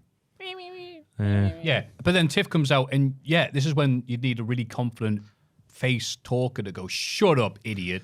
But she's like, nah. But Tiffy's she not sounds like her impression. Yeah. That doesn't help. She's not a baby face. She's not. Yeah. Not on the mic. She's a heel. Tiffy's all right, but it just, whenever she talks, it's just like she's saying the lines word for word and it's not organic. like is John it? Morrison when he was a face. Hi, guys. I'm so happy to be here. Yeah. And we've given her like a year. That's so like, oh, she'll get better soon on the mic. And she hasn't. Nah. Yeah. And we're getting Nia and Tiff again. Yeah. Her reign's been a bit naff, hasn't it? She's done nothing. They mustn't It's really not all trust her her with fault. the mic, I think, Tiffany, because like you can tell, as you say, you can tell she's reciting stuff, whereas other people on the roster, you can tell it's bullet points. I wonder what it is about. Well, maybe it's the Charlotte Flair thing. Maybe that was for realsies, not just for. Damn it. Charlotte's Unreal. looking more and more like a face every day now. Yeah, people like Charlotte Flair. Stop me when I'm telling lies. She's going to beat Tiffy for the belt, I bet. No. No, not she's in a tag thing. Yeah, it might be a while. Till... Tiffy already beat her a while ago. Do you think Jade will win the belt in the triple threat, maybe? Please. Do you reckon? Do you want that? Yeah, so we don't get more Tiff versus Nia. No, I hope she doesn't. I hope we get Tiffany versus Steve Vaquer in Australia, sorry. Australia. Yeah, I forgot about that. Wow, we wah. It throws you off, doesn't it? Crown Jewel, Australia. Oh, Yeah, okay. strange. It's in Perth, isn't it? Wait, what? Okay, why is it Crown Jewel? Who are we to judge the Australians? Sami Zayn defeats Carmelo Hayes in the United States title open challenge match. Sammy, the ideal opponent for Mello here because Mello got to show all of his bollocks. He brings them up to his level, does Sammy, and this was very much on point here. Never thought Mello was going to win, like I've written down in verbatim, but he looked mighty fine all the way through this match. Maybe Triple H is starting to see what Chef Michaels definitely saw in him. And I need to clarify something. He didn't win via Blue Thunder Bomb. He won via Helluva Kick / Blue Thunder Bomb combo. That's a very different thing. Let Simon Miller have his moment, all right? No, it wasn't. Right? No one can get beat by a Blue Thunder It's Bomb. just the one move. There's nothing else. No, he kicked him and then did the Blue Thunder Bomb in one move, but No, but it's... two. It was a sick combo by a sick guy called Sami Zayn. yeah. It's like saying Paperback Writer. It's a sick move by a sick man. Any thoughts? Yeah, I'm loving these open challenges every week. It was a great showcase for Hayes. But I thought he looked a bit weaker than Phoenix last week. Phoenix. You can say it how you like. It's in the it. new Greg's pub that's opening. I have. At Greg's pub? No. Yeah. At the bottom of Phoenix. Yeah. Yeah. That seems better out of place for posh Phoenix. Like, It's strange. It's a traditional pub that serves pub I doubt meals, it, but go on. including a Parmo. You can buy a Parmo. Oh. Traditional pub that sells pub. Yeah, well, it's Greg's, isn't it? I think they're brewing their own. Oh, they're getting their own beers, but from Full Circle Brewery. Oh, okay. Yeah. So I was going to say locally, so okay, well, there's some positive. Obviously, it's not be like gravy beer out like that. But You can't buy that, though. I had a can during lockdown of that. A gravy beer. Gravy beer. was it not What just? do you mean? Was it not just gravy? No, it was beer. I had 2 cans, right? Who sold you this? One was They knocked on the door. One was like a Sunday dinner gravy beer, With a big jacket on. and the other was a jam roly poly. I had the jam roly poly okay. one. Oh, is Yeah. that? It was Aunt Bessie's. No, I hadn't had that. I had like a jam donut beer. That was nice. I'll show you. It was during Sunday dinner lockdown. thing. What do you think about the match, though, guys? I think No, look at your phone as you scroll. How I dare don't you? think they meshed as well as Phoenix last week. But I mean, saying a guy is in Phoenix is hardly a thing. that's it. God. Innit? But I think I picked up momentum and got some good offense in the second half of the match. And then, I love the Blue Thunder Bomb winning it because it did win it. Northern Monk was the brewery. Oh, so I right. heard I've of heard that. that. Sunday dinner, roast dinner, brown ale, 5.7%. That was horrible. But then a jam roly poly, jam and custard pale ale, 5.7% was delightful. That sounds nicer to drink. I think the thing I have in my head is going to be nicer than reality. As is life. Anyway, yes, this open challenge match, it was fun. It was just a fun time killer, if you know what I mean. It could only be as good as that. And I put everyone wanked over the Cena versus Cesaro matches, but they didn't do anything. Those matches didn't do anything for his long-term career in WWE for Cesaro, no matter how high they were ranked by fans. But if you just want a big, fun SmackDown match, then hell yeah, Sammy Hogan. I hope you carry on. Oh! It sounds like I was having an argument with myself here. Like, I think that's it, though. It's just a really good, fun match every week, which I'm all on board with. yeah, I think I was ranted something not only I was paying attention to. Like, yeah, of course, no one's going to think this could be the next. This is it. He's going to succeed by doing this. But Time will tell, guys. Time will tell. you know what? Again, I'm being really negative because he's looking way better than he has been the rest of the bloody year. Oh, aye. So As soon as he gets that shackle off his neck called Michael, Michael the Miz Mizanin, aye, as soon as that's gone, he's flying. yeah. He's flying without me. And then Cody Rhodes and Drew got into an intense brawl during their contract signing, and the Scottish Psycho dropped the American Nightmare with a boot. Perfect, Maffew. Perfect. The only bit I liked, I thought this, it obviously was no bollocks in terms of not being too long in terms of like the promos. But the only bit I liked was Drew sort of pausing and not doing the kick because he realised he would cancel his own match if he did it. Yeah. And I thought that was the highlight of the thing, which maybe tells you I didn't quite like it. He brings up, does Cody, that it was been 15 years since Drew and Cody won the tag team titles, but nobody's talking about it. I thought there was a bit of Duryism in there where he says the Scottish warrior has turned into a keyboard warrior. Meh. Yeah, bad line. Yeah. Ooh, that is very WWE. But Drew brings up the corporate the champion stuff, which he's brought up before, but then it descends into the brawl at the end there. It was a bit meh. Yep. Didn't really hype you up for the match at all. Which is surprising for Cody and Drew, of Yeah. all people. You think they get this really good, come on, they're going to all hang out, and Drew was on his phone going, no. If this was in WCPW, Go on. it would have been a far better segment because they would have wrote their own stuff probably. Probably. Yep. And you know bits like what only Cody can get away with going, that's right, me and you, Drew, at the first WWE ESPN PLE tomorrow night. Like, you bugger, you. It's a lot in it. That's right, only tomorrow, sponsored by, and just lists 15 things. But don't be too down. What did you think first, Joel? On the segment? Exactly the same as you. I liked Drew saying that he's a corporate champion and the crowd are going to turn on him, but we've heard it before. Yeah. It speaks sense, but we've heard it before. And then, I like him stopping kicking him because he's like, no, we've got to keep him in good condition so I can win the belt. That was good. That was smart. But then he did give him nasty boot to the face. Anyway. Oh, he's a liar. But yeah, not much to it. It was fine. But don't be too down though, lads, because we're on the brink of a brand new era in the WWE because Solo Sikoa has a promo during this show, SmackDown, where he promises to make Tanga Loa, that's Tanga Loa, Loa, Tanga Loa, rubbish wrestler, terrible wrestler, promises to make him a champion. He says the Tangaloa de Solo is the only one who's next to him now. So there's no JC Mateo, there's no Tola Tonga, there's no Tama Tonga. Where the hell's Tama Tonga gone? What's happened? We're on the brink of a Tangaloa push. I would be one of these people who go, wait, let's just see where this goes. There's no way they're doing it like this. But then on NXT, they literally did the segment and went, well, that's the end of her. Oh, that was rough, wasn't it? Yeah, brutal. So maybe they're just... A Tangaloa singles push with Solo as his manager. Are we going to wake up on Friday and be like, whenever this goes out, and be like, guess who's being released? And it's, oh, okay. I hope not. Yeah, so where are all the other guys going? Yeah, What's no happening? TNA. Yeah, I don't know. I never thought about the releases, Because they never just released one. Oh, sorry, not renew, whatever. I was going to say she hasn't been released. She chose because the contract was nowhere near good enough. They've Sorry, only semantics. just brought like Hikuleo and them in though. And they've Would you done nothing notice with them if they weren't here? Well, no, but You wouldn't notice if JC Mateo left, which is sad. Yeah. Yeah. He's a lot better than how they showcased him. Yeah. But of all of them to stay potentially, that can't be right. He's the only one who accepted the low ball offer. I mean, you're surely the only guy who's happy about this. I'm laughing like him. He keeps your lights on. They're keeping him. Do you think he's going to beat Sammy? Oh, shut up, Joel. But also, That's yes. exactly what's going to happen. Yeah. Nailed it. Thank you for your analysis. Now shut up. Because up next is WrestlePalooza. Triple H in the mud. There's going to be so many surprises. It's going to be a big show. I mean, I need to be on this. What's right he going at to the say? start.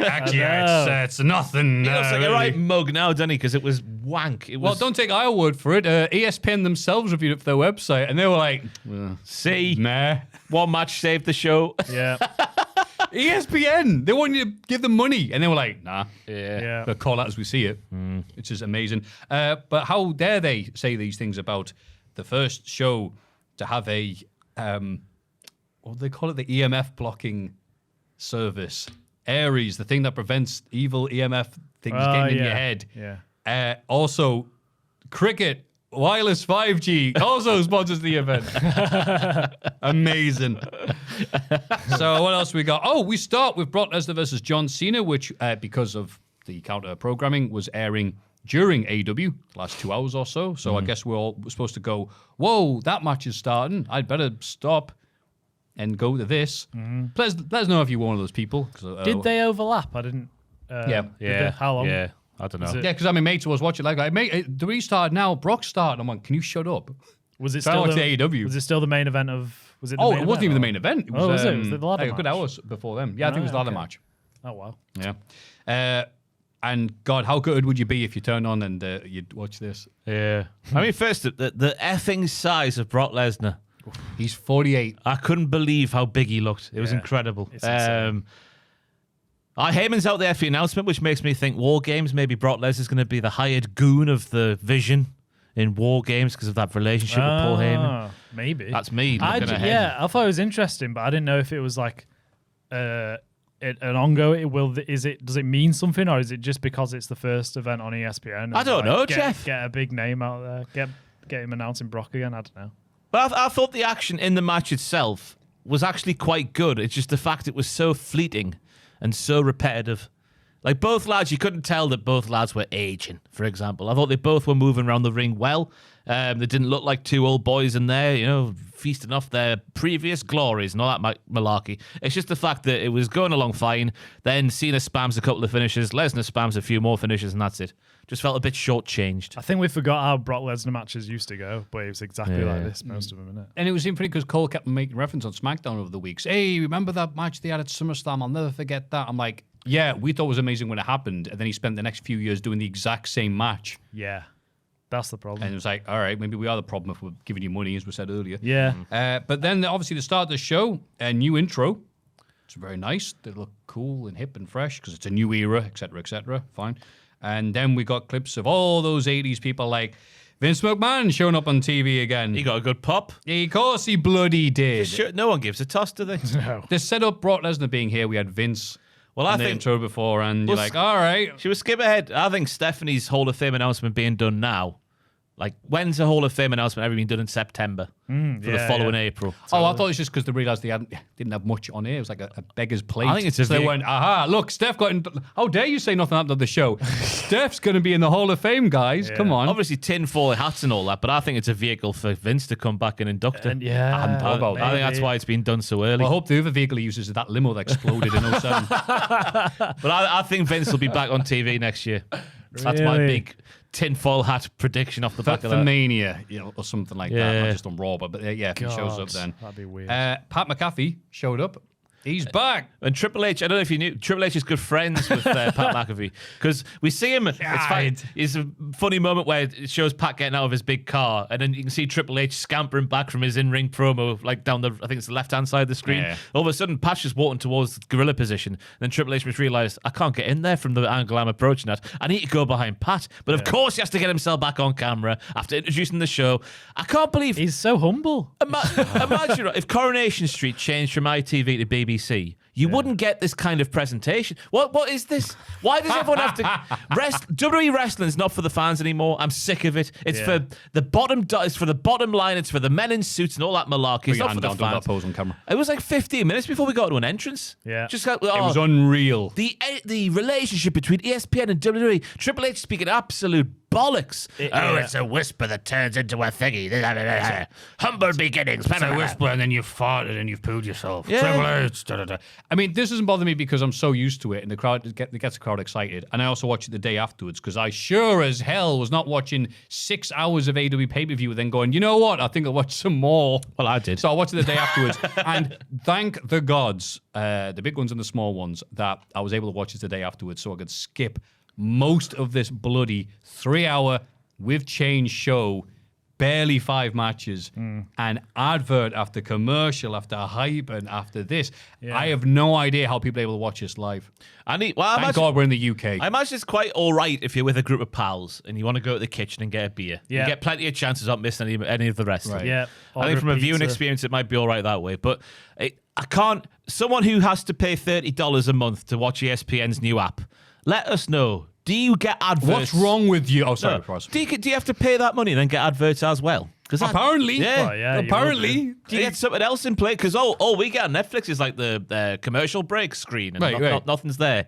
But I'm getting tired of how they do their presentation. It's on another level now, isn't it? Yeah. Just the corporateness. It's not of for the fans money. anymore. Yeah. It's just for the It's bottom just all line brand. It's just all brand stuff. and the shareholders. Yeah. Yeah. Ugh. And I get it because, capitalism, yay. And I mean, I've said beforehand, I'm all right seeing the adverts on the ring canvas because, again, every bloody event like in boxing don't mind has that, yeah. But then to stuff this, to waste our time, our precious time. We don't know how many bits of sand we've still got in the hourglass, but we've definitely got a lot less after watching this. But 8 minutes about the history of ESPN and WWE. Who gives a toss Look, it's about Dennis that? Rodman, Yeah. North Korea's favourite. Just show wrestling. Yeah. That's what we're Look, here Lawrence for. Taylor. Don't Google him. All these people. 30 seconds going, like, show some bits He's from the dead. 80s. Why not? Don't need 8 minutes and Triple H going, wow, look at this. The argument would be like they had to show that it was, look, it's a new era, it's a new cool thing. Boom, boom. They can't just go in the end and go, yeah, all right, pet. You know, they have to make it big. It's like, all right, what's going to follow that? That's it. And You the gotta answer back was it up. adverts. Yeah. right. Yeah, good intro. Now, where's the rest of the song? Yeah. So Lesnar versus Cena, and I don't know, well done or not. It's a double-handed blade. That person that brought in that sign says he shouldn't be here, and we all know why. It's like, well done. People should be talking about it rather than not talking about it. How dare you? But how much did you pay for that? I was going to say, they've got your money. They don't care about your sign. Yeah. It's like all the people that go to WWE shows going, I hate Cena. Look at my anti-Cena shirt. I paid for front row. I'll show you. Do you think it's actually a good idea for an influencer that, like, or maybe us, because we are technically that, I guess, I watched ESPN's broadcast to me. Every time it was an advert, I did like 50 push-ups or... Just come out in 3 months. Oh, my God. Brian Cage, you got long hair. No, it's me, boss. But anyway, we'll calm down now and go to the rest. So the match was just, Lesnar beating Cena. Very confused at that because I thought, well, I just assumed Lesnar would make one appearance. Yeah. He's sticking around. Well, apparently Cena wants to make people now that he's on the way out. So obviously Brock Who better needs that rub from John Cena in 2025. What the? youngster Brock? I do like that Triple H and Cena both beef and going, no, you said he was going to be booked. No, I'm doing it because you said. No. Like, Yeah. I don't really know how I wanted this match to go, but it kind of made sense for it to go like this to re-establish Brock, but it just wasn't entertaining at all. Is the problem? It was just so slow and boring. And we saw a very similar match to this at SummerSlam that they were referring to. Yeah. Like pretty much the same thing. Yeah, and I like the cut to the kids crying. That made it. I laughed at that. I gave that a star. Yeah, Imagine if they lived through New Year's Revolution 2006. They'd been chucking themselves off the roof. Daddy, why do you bring me to December to dismember? Bronson Reed and Bron Breakker defeated the Usos next. And I hope you like those Raw tag matches because this is going to be surprisingly similar to that match. If this was in isolation, I thought it was a very, very good pay-per-view tag team match. The only thing that scuppers it is that you feel like you've watched it 50 times already. I enjoyed LA Knight's role in the match. I enjoyed when he was punishing the heels for using the chair, turning a blind eye when Jimmy Uso was going to use the chair on Bronson Reed. They should have listened to him. I thought Bron Breakker was fantastic again. I think Bronson's losing a bit of timber. I thought he looked svelte AF, my dog. Oh. Yeah, he's looking good. Obviously, you've got to mention Jey Uso's chair bollocks. Yeah. How unlucky can you get? I know. I've watched it like 10 times. I can't work out when it actually happens. It's one of these things like really like back and to the left. And I was just going, as well. what? Really? I think it hits Bron's back and then bounces back. up. It must be like that was the little point it happened. Right, it must be like the little bit of the chair rather than the big crossbar bit. Thank thing, you. yeah. Yes. Sorry, I just punched my microphone like an idiot. Yeah, he did it. Instantly cuts up. He's like immediately greeting, like, oh, okay. Because I think the match was a little bit curtailed at the end there. Because I think he was, bless him, I think he was freaking out a bit, the amount of blood that was coming out of his head. Because fell back into the ropes, didn't he? Jimmy was like lying on his chest after the final bell going like, calm down, dear. I was surprised he was allowed to wrestle the next night because I thought he might have had a concussion or something, but it seemed all right. That was just blood, so it's all right. He's a man. But a good match is just the fact that you've seen this combination of men in different combinations, obviously, just wrestle each other now for... Is it 2 months? Is it 3 months? Is it that long? I don't know. It feels like a long time, doesn't it? That's exactly what I put. It's just hard to get excited about this match because we've seen so many variations of it. Yeah. But as you said, the action was very good. Did a lot of nice stuff here. Always appreciate seeing these guys wrestling. And the bronze tag matches are just a bit too repetitive as well. Yeah. You know exactly how they're going to go. Okay, it's this beat. They're just controlling them in the corner for a good 10 minutes and then they'll come back. It's just, I couldn't get excited about it. It was a decent match, but if you've been watching Raw for the past month, it doesn't do much for you, does it? Yeah, and also LA Knight being the ref took away from it because this isn't, all right, cool, we've been beefing on TV. Now it's us four in the ring to decide. Oh, no, LA Knight's here, right? This is going to be stepping into something. But he's also involved, isn't he? Yeah. He's not really, but kind of caught in the middle. Because he doesn't like Jay, but he doesn't like the Vision. Yeah. What will he do? But he likes Jimmy. They get on well. Him and Big Jim. Oh, yeah. But will they for long, etc., etc. Stephanie McCurd defeated Io Sky in a reason to watch this show match for the women's world title. Yeah, match of the night by some distance. Wade Barrett saying he wants to smooch the Devil's Kisses out of order. Yeah. What's he going on about there? You can't say Did that. he forget his mic was on? What was going on? I'm sorry, Cole. The cough button's broken again.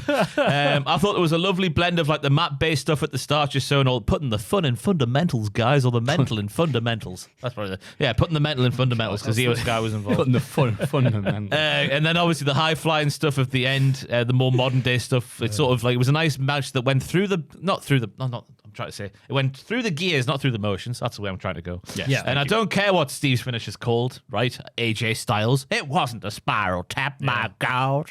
He says on Twitter, by the way, in a real tweet. Yeah. Oh, really? Yeah, someone put, like, what do you think of the finish? He said, that wasn't a spiral tap, but it was still phenomenal. Yeah, he did. Yeah. Good lad. Good old man. But whatever it was, it looked fantastic. It's just how quick she nailed it. Like, Oh, I had to go back and go, did she do that flip or that's blink? yeah. It was unreal finish. Aye. I love it. But yeah, match of the night by some distance. I don't know what else you have to say about it. No, absolutely. Two very good wrestlers doing very good wrestling. I was surprised not to see Asuka at any point, but I'm glad that they just let him just go out there and have a good match with a clean finish. Yeah. Yeah. That was nice lunch when I agree with everything you've just said, lads. And nice when you got celebrate with her dad at ringside. Yeah. He, A hero. he was Who loving probably it was, Wade's like, I hope he couldn't hear me yelling. it. He did a Kali of holding the belt up himself. Yeah.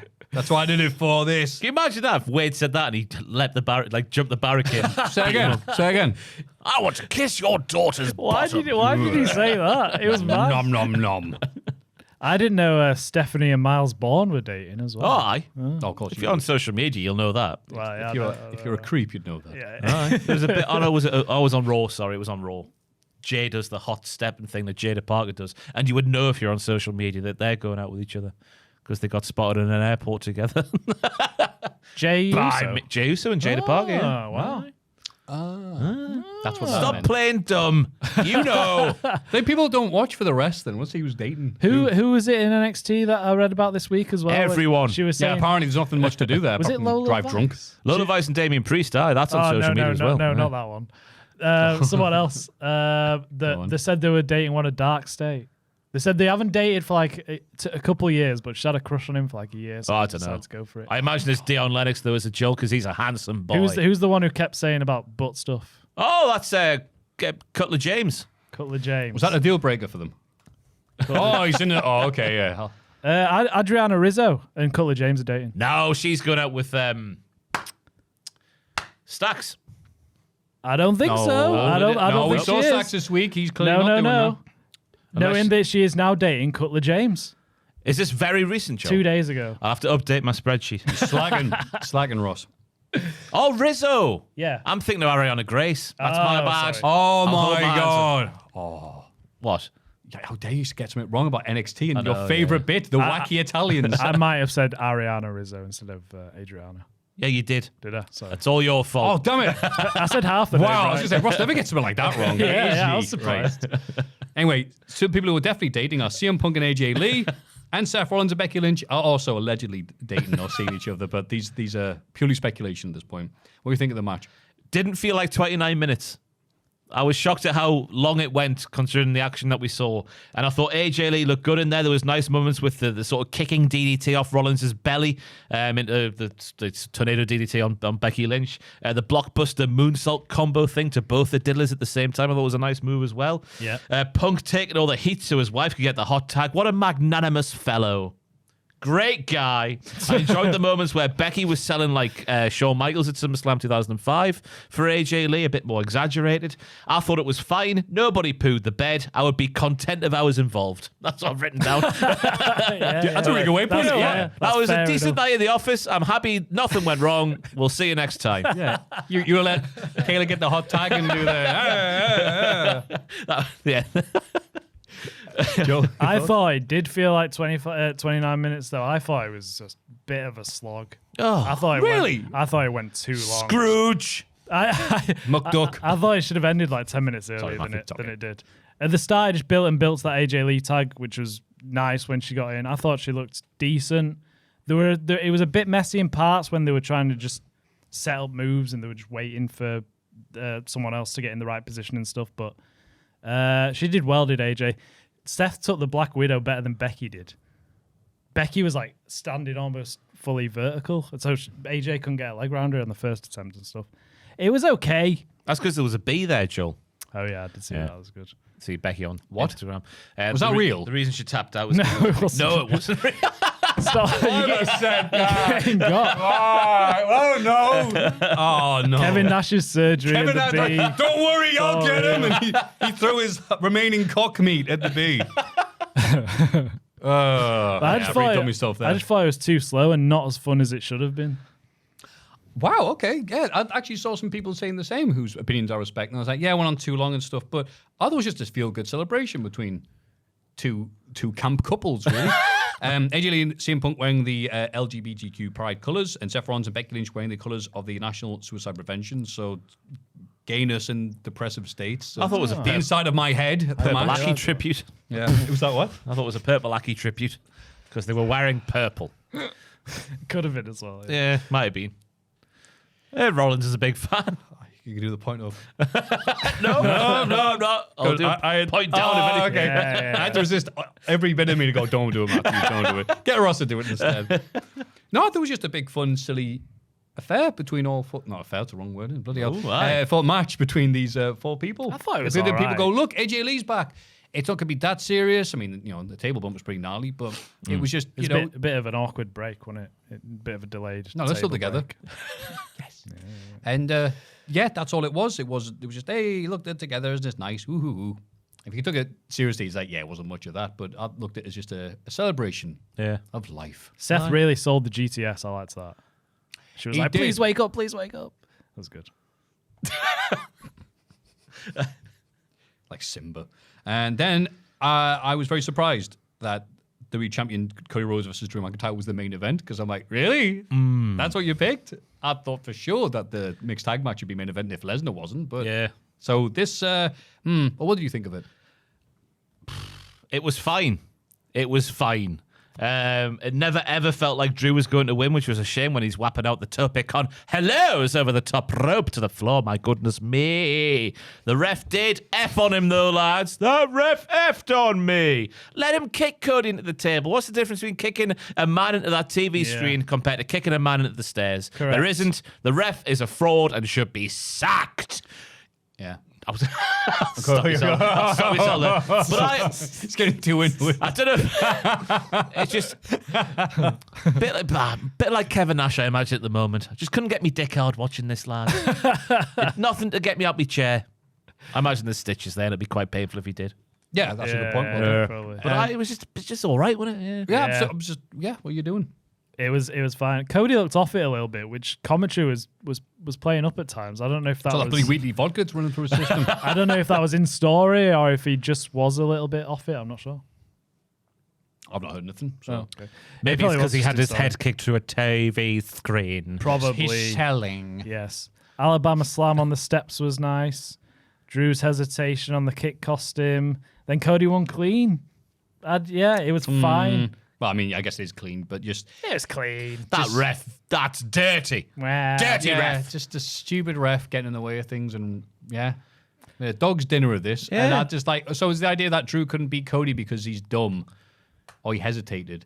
I'm going to hit him through the table. Or he now. abided by the rules. Oh, the ref. Set by the ref on the night. Because, kick him through the table and roll him back in and pin him. That should have been the finish, really. Yeah. I mean, last time he did it, it wiped him out for like a month, Cody. So, yeah, he would have definitely won. Yeah, it kicked him all the way to the Street Fighter recording studio. Yeah. Just can't believe this main event was just a match. I feel sorry for Drew. He needs to win something soon. He's too good not to just keep losing. Yeah. But I said So- a pretty dull match to a pretty dull show. Wow. I think the C. Now, that 3 hours for 5 minutes. Yeah. For 5 minutes, for 5 matches. 5 sorry. matches. I think the C that ESPN gave it was a fair score. Yeah. It just wasn't getting you out your chair, was it? Apart from Steve versus EO. Mm-hmm. And bits of Brock and Cena got me going, but they'll just start spamming the finishes and it just ended too quickly. I enjoyed the Becky Lynch and AJ Lee tag match, but it was just like that. I was more expecting it exceeded expectations. If that makes sense. I was expecting a little bit worse than what we got. Yeah. But apart from that, Yeah, I would not be bragging if all I had to show for myself was crying kids, Wade Barrett nearly getting his head kicked in, and then underwhelming main event. Ugh. Ugh, you aren't going to make that noise again because I want to have a break and go to the toilet real quick. I didn't bother. Monday Night War. What? Monday Night Raw. One day, why what? Yeah, bloody hell. We'll go one pace. I can't talk. One of my That's right. favorite clips of all time. That What is Larry it? King trying to say Mark Wahlberg. Oh, is that what that is? All right. Mark Wahlberg. I've seen Larry King talking to Seinfeld, and Seinfeld Yeah. loses his mind. Is that what he's like about Seinfeld like being successful? The show? Yeah, pretty much. But he goes like, "Oh, you quit." Obviously, it's a very famous thing that like Seinfeld quit because they were the show because he was just sick of it, even though he was the most highly paid actor for TV at the time. So he was like, "Oh, so you quit the show? You weren't cancelled, were you?" And he's like, "What? Are you asking me if I was cancelled? Because the most popular show in America. What do you mean cancelled?" He goes, and Larry King's like, "Oh," and Seinfeld tramples all over. Do you know who I am? Cody Rhodes. So that's where Bully Ray got it from. Yeah. Should have kept it. Cody and Seth trade shocking remarks prior to their Shocking. Crown Jewel. Is this from the website? Yeah. The Crown Jewel Championship match on the ESPN app. Yeah. Oh and no! now you've read it out. Oh no! Been assimilated like a deep vor. NordVPN/Cultaholic if you want to bounce your location to the United Kingdom, where you can just watch everything on Netflix and not have to pay for anything else. Yes. But sadly, all the country's done by Wade Barrett. I want to smooch the devil. I'm going to eat a spotted dick. I thought this was long and it was boring. They were looking for reasons to hate each other, and they reached and reached and reached. I've written down it was a highlight, but it was mildly interesting. There was a bit of a Vince McMahon promo from Seth Rollins. You people know what's good. I don't know what's good for you. I give it to you. Meh, meh, meh, meh, meh. This was wank. I didn't like you enjoy it with that at all. I don't know why it was anything they brought up in this promo. How does that add to their match? And I don't think anything did. They were just reaching for reasons, and they took so long to get there. It feels like this part of the season where all the storylines are on hold because Crown Jewel's happening and they need to do champion versus champion, which I totally forgot about. But it's just like, yeah, now these matches are happening and we've got to try and find some sort of story to put in them, but there was nothing. But the story's simple. Like, looked on Cage match, Cody is 3-0 in the last 3 years. Yeah. That's the story. That's interesting. You don't have to go, oh, you think you're the face of the company, therefore that thinks you don't think I'm the face of the company? Oh, shut up, man. Yeah. Wank. I enjoyed when the crowd started chanting CM Punk and Seth said, that guy doesn't have a championship. Well, yeah. That was it. As you just said, you're like, and I had to go, why these two talking? Oh, they do champion versus champion. Yeah. Oh, that's a regular thing. Oh, the Crown Jewel ring, Maffew. The Crown Jewel Crown Championship. Jewel ring. That we've never seen since. Yeah. Well, Right. Cody put it on this week. It's That's a what I mean, lovely yeah. ring. Well, they get a championship, don't they? But then it's only for the one night they have it, Yeah. and then it's Wow, that sounds really important. It's silly. Yeah, and it was just like, you remember this watch? I was like, oh, shut up. Yeah. I hope it was shoved up your dad's ass like in Pulp Fiction. It was a bit like, you remember when Vince, bring him up again, when Vince was in the ring, like doing the straw poll for the WCW names. Do you like this guy? It felt like they were going like, here's a reason for a feud. Oh, not much of a pop. We'll try again. There you Here's go. another reason for a feud. Yeah. Oh, a bit louder. He was quite impressive. He knew half the wrestlers at WCW at that point. Considering it's like, was it Buff stuffed and the Luger's the LX Express has run out of juice or stuff like that. Yeah, he was quite. Don't compliment Vince on camera. I just realized what I'm doing. I'll move on now. I saw some people who, again, opinion I respect, be like, well, it was good. They're going a different dramatic manner for this and going a different style. I'm like, so you mean not good then? No, not my tempo. No. We'll say that much. It just feels really forced and just hard to get invested in. Remember when you didn't hold the door open for me, Cody? I had to open the door by myself. It'll be a good match. These champion versus champion matches will be good, but it just does feel like this period now is like just this period and everything. We've got to forget about all of the storylines. Just focus on Circling the airport. Yeah. That's all we're doing. It's a bit annoying. Luckily, Stephanie McCure returned to... Well, sorry, my thing reset. Penta and the War Raiders defeated the New Day and Grayson Waller in a no-DQ six-man tag team match. I thought this was a very good match for a Raw match of this stipulation, if that makes sense. Lovely stepping stone tope off from Penta off the back of Eric, while Ivar was doing the splash against the ring LED boards. The ring LED boards. The arse drop from Kofi through the table off the top was devastating. Yeah, lovely. It was not a leg drop; it was a full-on arse drop. It really was. All arse No impact, just me. But I thought it was a fitting into the match as well with Penta doing another elevated Mexican destroyer off Brett's rope this time. Oh, it was mad. For a move that the New Day want banned. It's just weird to see Grayson Waller. That's him now in the New Day. Sorry, it sounded like someone was falling over. I just want to make sure that... Oh, it wasn't Pierce, was it? No one's reacted. No. No one cares. Get up. Fraser's on the floor. Fraser. Did he actually? He stood up currently, so I imagine he maybe got off the No floor. one else cares. He did the thing where he stood up, looked around. No one noticed. I'll get in. We did. Yeah, big fun match. Sorry, you go A first. really fun match, a fast-paced chaotic brawl with kendo sticks and tables and a lovely leg drop, arse drop through the table. Yeah. And a mad Mexican destroyer. I still want this feud to end because nothing's happened and Penta still wins every match. So why are we still doing it? Yeah. It's strange. And it was funny, the War Raiders later on got a promo over like, that's right, the tag division needs to be, we're going to do it because it's war. And crowd like, nah. It got the crowd alive, though, this match. Yeah, this It's match very worked. fun. Yeah, the big hats, which I appreciate them bringing back as a gimmick because, God, they're nice and pretty. They are big hats, yeah. Yeah, but can we all move on? That'd be great. Thank you. Stephanie Vaquer returned to Raw as the Women's World Champion. I'm sorry I got a burp. That's why I said Stephanie's name really weird. She learned she will meet the winner of the WWE Women's Title Triple Threat match. It's easy to type this, isn't it? Between Tiff Stratz, Jade Cargill, and Nia Jax at WWE Crown Jewel for the WWE Crown Jewel. Jesus, where? You stop caring by the end of the season. I don't care who wins. Too Don't much care. stuff. We learned that Steve is the first South American-born female champion in WWE history, which I thought was très intéressant. Yeah. Lita's not. I don't know where Lita was born. I mean, not then, obviously. Aye, they wouldn't lie to us, Maffew. Well, Of course to they be would. fair, they don't lie about stats these days, do they? That's a very Vince Well, McMahon they do, era and then thing. someone points it out, and they go, all right, it's not really Leah was born in Florida. well. I think Steve's obviously very easy to like. My dad's my hero. I'm happy to be champion. I'm Steve Vaquer.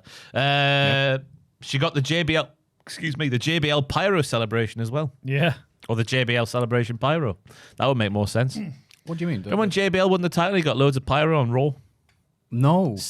What? On Raw? Yeah. JBL's a SmackDown guy.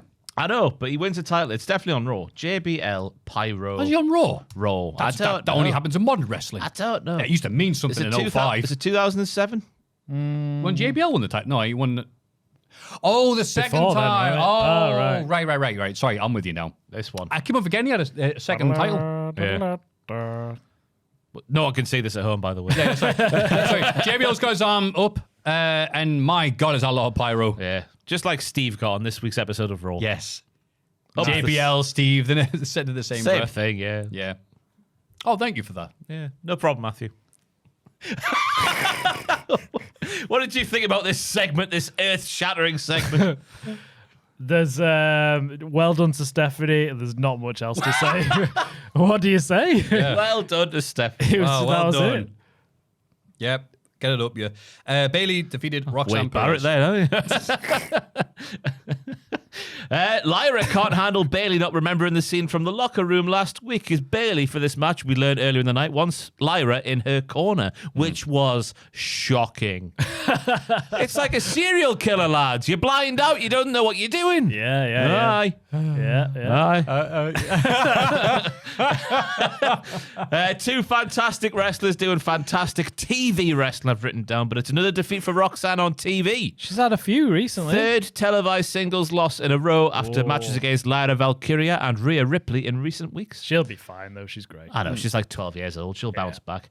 It was a pretty conclusive win for Bailey, though, who seemed to turn into Diddler Bailey in the final stretch of the match. Sort of just, it was like Festus, but without the ring bell. She's all, hugs. And then, kill. It seemed to be when Lyra was getting beaten up, she kind of snapped and then just... Do you remember like Damien Priest when he had that? It's like, I'm a Damien, but also a priest. And that was his The half gimmick. and half Tron. Yeah. I'm sure one gesture was like, demon. And the other was like, yay. He's like that. He'd win the match. He'd be like, no, the Damien comes out. I don't remember this. Oh, When it was this? lame. Oh, Even lamer than we're making it sound. Coming out of lockdown, I think. That sort of Is it? time. Yeah. NXT. No, Raw. Oh, Raw. Yeah. right. Main roster. God, I can't remember that. Yeah. And the commentator's like, well, Damien and Priest. Bloody hell. Whoa, what a juxtaposition. Even though we knew for a fact, thanks to NXT, he was all day. There's no Priest there. He's shagging everybody in In the hot jacuzzis, tub. wasn't he? Oh, what a time Having to a be big alive. sweaty match, you get a jacuzzi with your belt on, gear on. But yeah, this was a good match. I think Perez goes well with everybody on the roster right now on Raw. She's So, great. like mayonnaise. Such a good wrestler. thinking like, yeah, it's one of the condiments I'd say yes. Yeah. So Put mayonnaise proud, to anything. proud white guy, mayo and anything. What about a bacon sandwich? Would you put Oh, it yeah. on there? Would you? 100%. I've never tried it, but I I've would. never tried it. You bring me a I bacon think it'd sandwich be a next bit week, I weird. will definitely put mayo on it and eat it in a weird bit of the segment we will not do again. No? You know the mayo bacon? He's got a food Instagram, Maffew. There's Oh, people would block you there's if you did levels to that. this I've now. got a- I've got a He's got a food Instagram, reputation to actually. upkeep now. Oh, do you have to have like yeah. honey cured Canadian mayo for your bacon? Are you one of them that has to be Honey overly, cured. Honey overly- cured. yeah, I just, thought you were gonna say honey- ridiculously over posh stuff, you know. I thought you were going to say honey cured bacon, not honey cured mayo. No, oh, you don't know what you're talking about. Then. Now that you have not a a proper foodie. Now that you have a food Instagram, Joel, Yeah, yeah. where do you do your weekly shop? Just it depends. Aldi a lot of the time. Just get out the front door. Aldi is You great. can't go to Aldi when you got a food Instagram. You can, and You we got to go do. to which If rows? No you're way. quiet, you can hear Waitrose. people clicking the unsub button. People will love that I go to Aldi. It's relatable.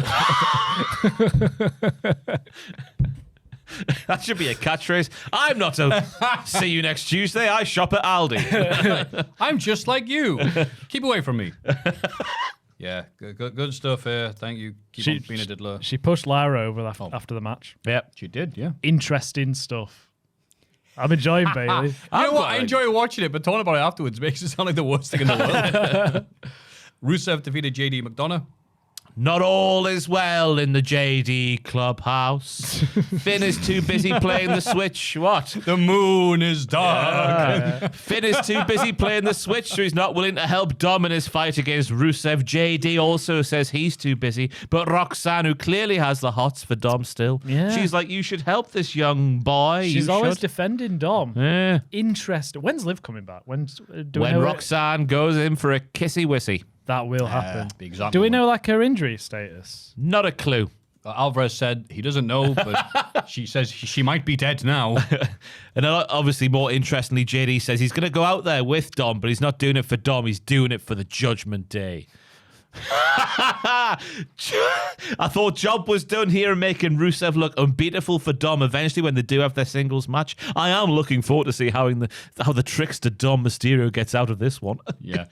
JD got a couple of blows in there, including a lovely Asai moonsault. Dom not getting in there, but Finn doing so at the end there, which was very interesting. The division lines have been drawn. Finn and JD one way, Dom and Roxanne t'other. Good. Raquel caught in the middle And here I am. Stuck in the middle with you. with Liv. With Liv. Yeah. What a place. She's not a dog, though. So, go on. I don't know when she's back. It's just the update. And that was the news. Now, the rest of the podcast. Good match. JD just got dominated. Glad Rusev looks like a monster again. But he got some good comeback moves in with a nice corkscrew What the hell? plancher. I've just typed in Liv Morgan and the first. So remember, I was talking about those crappy AI wrestling videos that the lad did. Oh, I can't remember his name, sorry. And one of them was like, he was watching all these AI wrestling generators, because loads of them on YouTube, as you may or may not know. Yeah, of course. And one of them was like, Liv Morgan joins the IRA.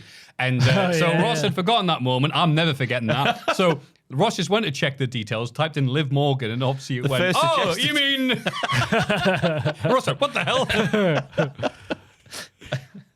Man, that'd be a hell of a gimmick change. People think, wow, Cultaholic, you right. predicted this. I'd like to see it. Oh, God. Yeah. Title match next week will be interesting. I don't know how it'll go. I think Dom will retain due to some shenanigans. I think that's a sound pick, Joel. Yeah? Yeah. Yeah, you reckon? Yeah. Yeah. He'll get out there, that little weasel. I won't mind Rusev holding it, though. Oh, no. Yes. Yeah. Yes.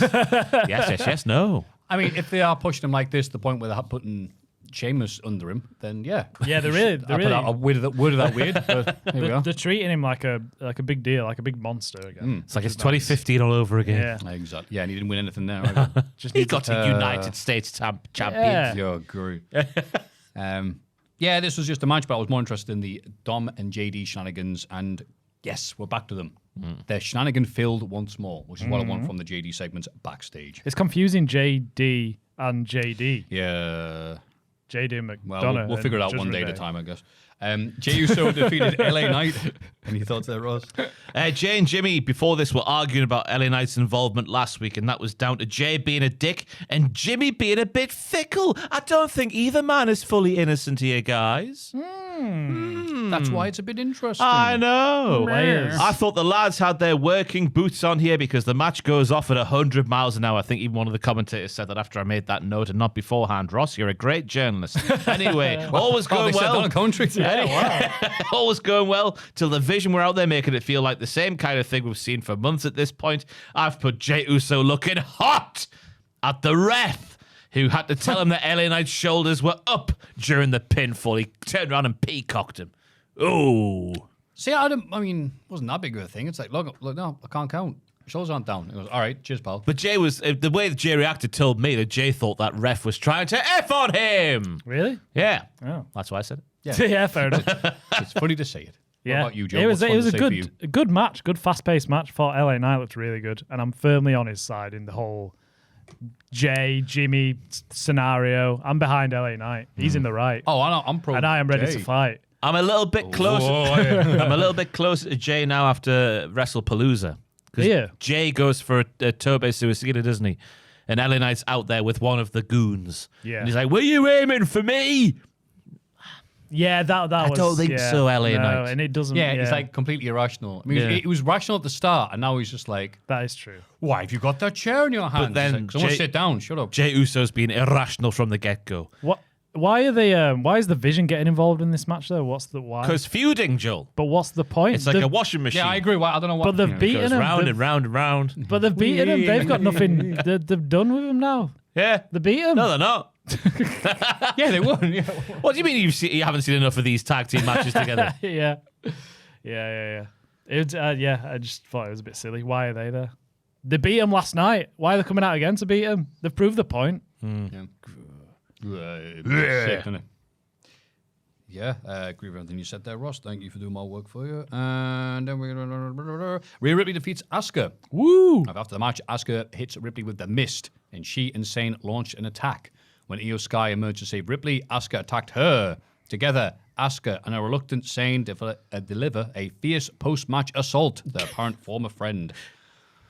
This is what they write on the website. It's fantastic. it's rotten, isn't it? It's weird to think that we've seen, like, this is the evolved version of Asuka, because she was already sensational beforehand, but this new one is, like, even better than before for me.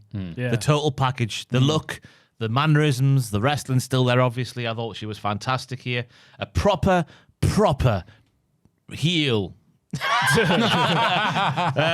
But as you would expect, ding-dong battle between both of them, both fantastic wrestlers. I'm also a fan of Kairi Sane. Her shenanigans on the outside, she's threatening to beat Rhea Ripley, but then she's not doing it, and she acts very well indeed as the bitch in the role with Asuka. She's Asuka's bitch. And obviously the blue mist job at the end. She must have some kind of water pistol in her mouth, does Asuka? I've never seen a missed job like that before. It was a quite impressive one. She was I don't agree with covered, your yeah. wording there, but yes, it was a very impressive missed Well, job. she's got a water pistol in her mouth. No, the mist job. It sounded a bit dirty. That. All right.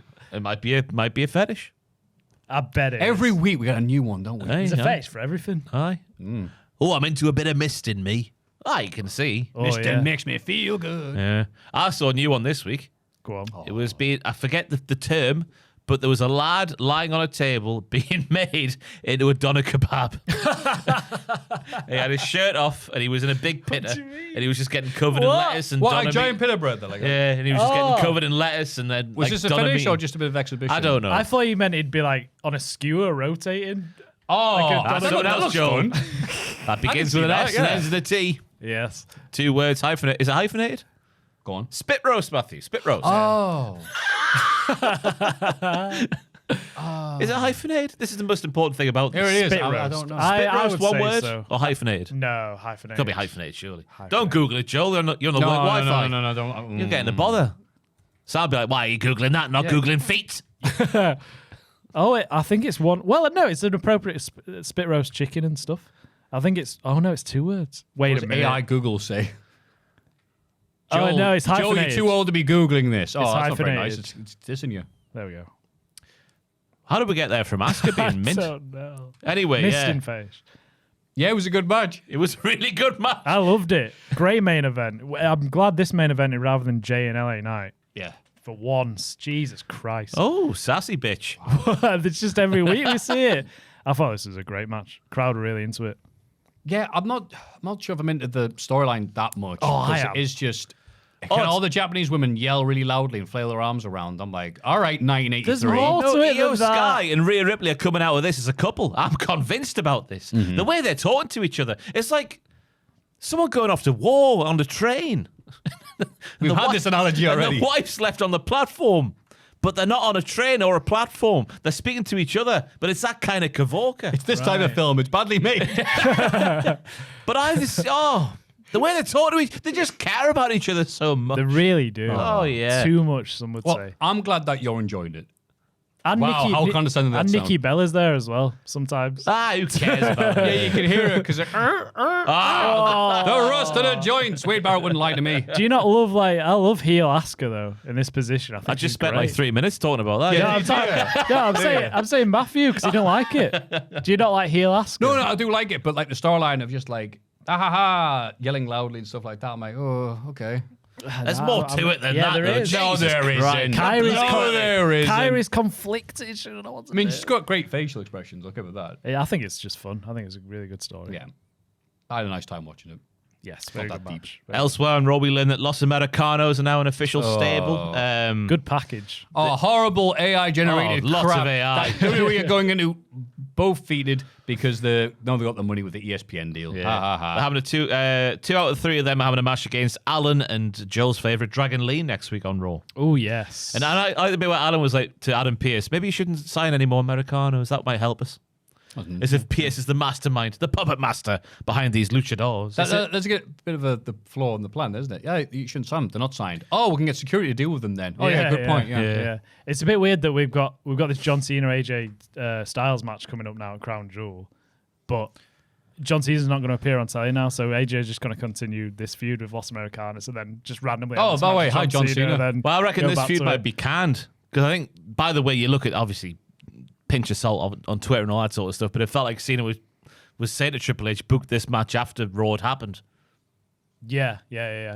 Could be, but then Cena's not going to be on TV, so you can't build a story anyway. You don't need one. It's already there. Yeah. The history. That's a spirit of the level of pay-per-view at Crown Jewel. Don't need a story. Whatever. Yeah. Wait, everyone wants Shut to see up. on a retirement tour where he's playing the greatest hits. You want to see a John Cena and AJ Styles match once more? Yeah. I mean, John Cena. it won't be I don't know as why I did it that way. Could have said who that can anyway. forget that promo? Beat up John Cena. Yeah, there you Oh, go. yes. Oh yes, I'm Alan Styles. That's right. Yeah, you want to, they're showing all the Australian goods, Neighbours and Home and Away and all the rest there, and it's 4 hours into a three-match show. Yeah, it'd be fantastic.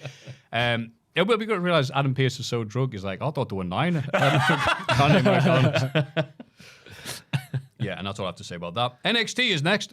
You keep it. There's always been 3, hasn't there? No, there used to be 1. You're just pissed as a foul all the time. Yeah. Bless him. Miles Bourne defeats Lexus King in a lights-out match because he's deaf. 2.0. Well, that means he's got a better eyesight, Joel. That's what I've Have heard. you not seen Daredevil? That's what I've You heard, taketh yeah. away one, you giveth with the other. Chef Michaels bringing back a very 2.0 touch with the massive light switch just inside the entrance. Frankenstein's lab. Bloody hell. Fantastic. I thought it was a very kicky and punchy match, which suits the feud down to the ground. No dancing choreography here. I thought King was going to get arrested for attempted murder with the attempted stomp on the chair, or with the chair on the stair, but Miles reverses and does a spear into a wall. Lovely DDT on the stairs in the ring now from Miles, followed up by a born-again zigzag through the table for a fitting finish. Very nice finish. Yes, nice match. Well, he's not been arrested for impersonating a wrestler, so I don't think he'd be doing for attempted murder. Yeah. What about you? It was a fun start to the episode, getting right into the action. It wasn't dark at all. Well, no, it's like, hey, No, I doing mean, it. but the crowd needs to be able to see the match. Otherwise it's, I know, but I just think the match doesn't work. It's just, you can... It's not metaphorical. It's not literally lights out, Joel. It's like, Yeah, it is. They're not as responsible for any injuries or anything. Yeah, I understand that, but they also turned the lights off. How kinda. They need to show the TV execs the but then point of the have show a to big one. skip. Should a completely black screen. You say, I think that'd be quite fun. Just subtitles. you know what? NXT 2.0 would do that. Yeah. But yeah, it's an old like lights out to the show like the lights have gone out. Usually we put them back on and the show like, look, the lights been out. This is non-sanctioned. Yeah. That's what they usually do. But NXT being wacky has put them off for the entire match. There were some lights on. Yeah, exactly. It's one way or the other. Yeah, whatever. It was all right. That's a bit that you're focusing on. Yeah. I hate this match. I could see it. Yeah. The half-assed it is all I'm saying. Lights half off. This worked well for Lexus. Miles Bourne is a good foe for him. Yeah. Crowd really get into him, even if they could barely bloody see it. Miles Bourne's great. Yeah, they Big care fan. about Lexus King because of him. Well done. Lexus is getting better as well, finally. All these years later. I think he looks all right, yeah. He can he's finally be able to walk by himself. No stabilizers needed. And he also knocked Booker T's candy off, so he better be able to bloody put up a fight. And then we got... Sorry, my phone's breaking. Tavion Heights sneak attacks Ethan Page whilst dressed as Dr. Wagner Jr. According to the commentators kept on calling him Dr. Wagner Jr., even though the Chiron clearly said El Hijo del Dr. Wagner. The child of. Yes. The junior doctor. There is a Dr. Wagner Jr., and that ain't him. I thought it was a damning commentary on Triple R and their outlook within the American audiences. Oh, because they showed him and no one reacted. Yeah, exactly. No one knew if it was any different or not. Yeah. Surely, if you knew the real El Hijo del Dr. Wagner, you would be able to tell the difference, but nobody could because nobody's been exposed that much to him just yet. No, but we did nice clips from Worlds Collide to show, look, it's him. And the crowd like, all right. Yeah. We don't give a toss. Yeah, they don't give a toss, do they? But it was a nice little angle, I guess. Nice to see the heel Ethan Page. Obviously, you hate him for some reason, but nice to see him a heel, I'm supposed to with be. egg on his face after a very short match. I like the ref getting in there. It's good to see heels getting their comeuppance like this, I do declare. Well, It was a strange little segment. Speed championship match. Yeah. This is NXT. And then how did Tavion know that Ethan would call out Dr. Wagner? because they had the match on Worlds Collide. Yeah. They showed the clips to show that he screwed Ethan Page out of the thing. And then Ethan Page said this in case you missed that. Well- Tavion got the format of the show before the show. And he was like, right, he's going to be in the ring then. Yes, yeah. Maybe the yeah, real well, El that's it. Hijo was backstage. There's a Yeah. script next to the Borrowed his giant mask. light switch. Right? Yeah. I just don't like the fact that they're already remaking the Aura Mensa versus Ethan Page feud. And it didn't really work well for him either. This But at is least a the bit crowd different. reacted There's to a- Aura. They didn't really react to this. Yeah. Well done, you're a bitch. Like, It's okay. still early in the day for Tavion for me because I think there's got to be a point where he just becomes like a wrestling machine kind of gimmick. He's a bit too friendly for me. Yeah, at the minute. same Doing here. stuff like that is not helping him because wrestling machines don't do that. But I'm saying we'll get to a point when he is because he can't not be. He's an animal. Do you think he'll win God. the title? Yes. So do I. I think Ethan Page is main roster bound. Yeah, he's bound for the Really? vision. That's what we I keep think getting, it's- that's what I keep no. on getting told. He's great, Ethan Page. I think he's fantastic. Isn't he, Maffew? Yeah, he he's really is good, very right? good at what he does. And then we had the speed match, which was Lainey Reed defeating Candice LeRae. Fair play to the lasses. They crammed a lot into their 3 minutes, and it was lots of good mat wrestling stuff. But I just don't care about the speed title. I don't think the wrestlers care about the speed title. Hard to care for, innit? What I care about is Cole Custer coming back. Sorry, Cole Custer coming back. I'll say that again. Cold custard. Cold Cole Custard? Custer came back and he did the ring intros here. And he was great. Do you remember Cole, the NASCAR boy? Oh, yeah, the NASCAR. yeah, yeah, of Oh, course, yeah, yeah. there are loads of them on the show. Yeah, he's a big wrestling fan. Yeah. He's definitely seen wrestling before. Yeah, Cole Custer is mate soggy bread. A lot of NASCAR drivers on the show. Oh, sorry, let me say that again, just so listeners can hear it of the giant pop we just heard for them being on the show. Yeah, they go, yeah. Who can't like Cole? Everyone likes Cole Custer. It does sound like cold custard. Cold custard. He It must really have had a does. tough childhood. What a funny name. That's why he drives, just to get away from the bad memories. At least the crowd went into the speed match more than they have been. So maybe it just took a few weeks of getting used to it. I've give got them that. a bold prediction after the terrible fall of Jasmine Nix this week. Yeah. I reckon Lainey Reed goes in to Fatal Influence. I think she could fit in well. Yeah. Is that because you think she's sexy? No. You don't think she's hot? What? Oh, you're a misogynist, Joe. No. She's all right. I didn't mean like that. I mean, We got him with a pincer movement. She's a wrestler, Joel. she is. I think she could be a good heel, is what I meant. Judge her on her wrestling, not her looks, Joel. Yes, that's what I am You doing. chauvinistic pig. She was good Oink, here. There was a rough knee to the face. Shearer. Like on Neil Lennon back in the day. But yeah, it's a speed match, innit? Can't say much about Yeah, it. it is. Why Then Jordan Grace defeats Ariana Grace. Not related. Not related. No. Ariana made that clear a few weeks ago. It was more competitive than I thought it was going to be because of Ariana's gimmick and because it's Jordan Grace. But still, she looked good, did Jordan Grace? Because she needs to get back on track a bit more. Yeah. The biggest disappointment for me was when Blake Monroe appears towards the end. A massive letdown. Yeah. We had the promo package last week where it looked like the AEW Mariah May was going to turn up and stab a bitch. But instead, the most evil thing about it was her Michael Myers jumpsuit. Yes. She came out with a pink bin and a pink kendo pink stick. kendo stick. Yeah. What a letdown. That's exactly what I put as well. This requires a pink bin. Because, girl. That's Chef Michaels. Yep. We're getting a weapons cage match at No Mercy, though, so the Ambrose Asylum is coming back. Yeah. Right. Was it Frank the Plant Pot? What was he called? Dave? Oh, what I think it was It might have been Frank. Frank, yeah. Yeah. You may have guessed correct. Chester the Plant Pot. No. I think Frank's right, yeah. Yeah, might be wrong. Just cover all bases. You're never wrong. But I want to let down for a return. They've missed the boat again already with Blake Monroe. Yeah. Mitch. Mitch. That was it. Thank you, mate. Also, the crowd were very quiet for Jordan Grace. Well, what do you expect? She's just a bit. The character's rubbish. What do you mean, Joel? Do you not like her really heartfelt messages to all her little Jordans out there? No. You know what? You're right. If she's not beefing with Blake, who looks a bit rubbish by comparison, there's nothing to her character. No, there's not. Damn it. Nothing at all. I like her wrestling too much for me to like she thought. I thought about she this. looked good in this match. She needed the win and just to beat her up a bit. Yeah. I think Ariana Grace is ace as well. Yeah, She's she's really good. funny. In the backstage promo, she's great. Oh, what are you saying? Stack's thoughts? Because he even went and checked on Grace afterwards. That's because they're in a real life relationship. That's right. Yeah. Ross wouldn't lie to me. Yes, they are. Yes, I know that because of I look through the PC windows with binoculars. Yes, I do declare. I don't do that. I have Twitter and Instagram. Yeah. Yeah. It's cheaper than getting the plane there every week. The For You page is littered with wrestling stuff because I love wrestling, believe it or not. Yeah, my mate who doesn't watch wrestling is on social medias and goes, Maffew, what's happening with wrestling? With all these puppets and people don't like John Cena now. What? I don't get it. I have to explain it to him. He's like, The puppets. Mr. Iguana. Yeah, Mr. Iguana. No, he's watching the Yeah, he's podcast everywhere. from years ago.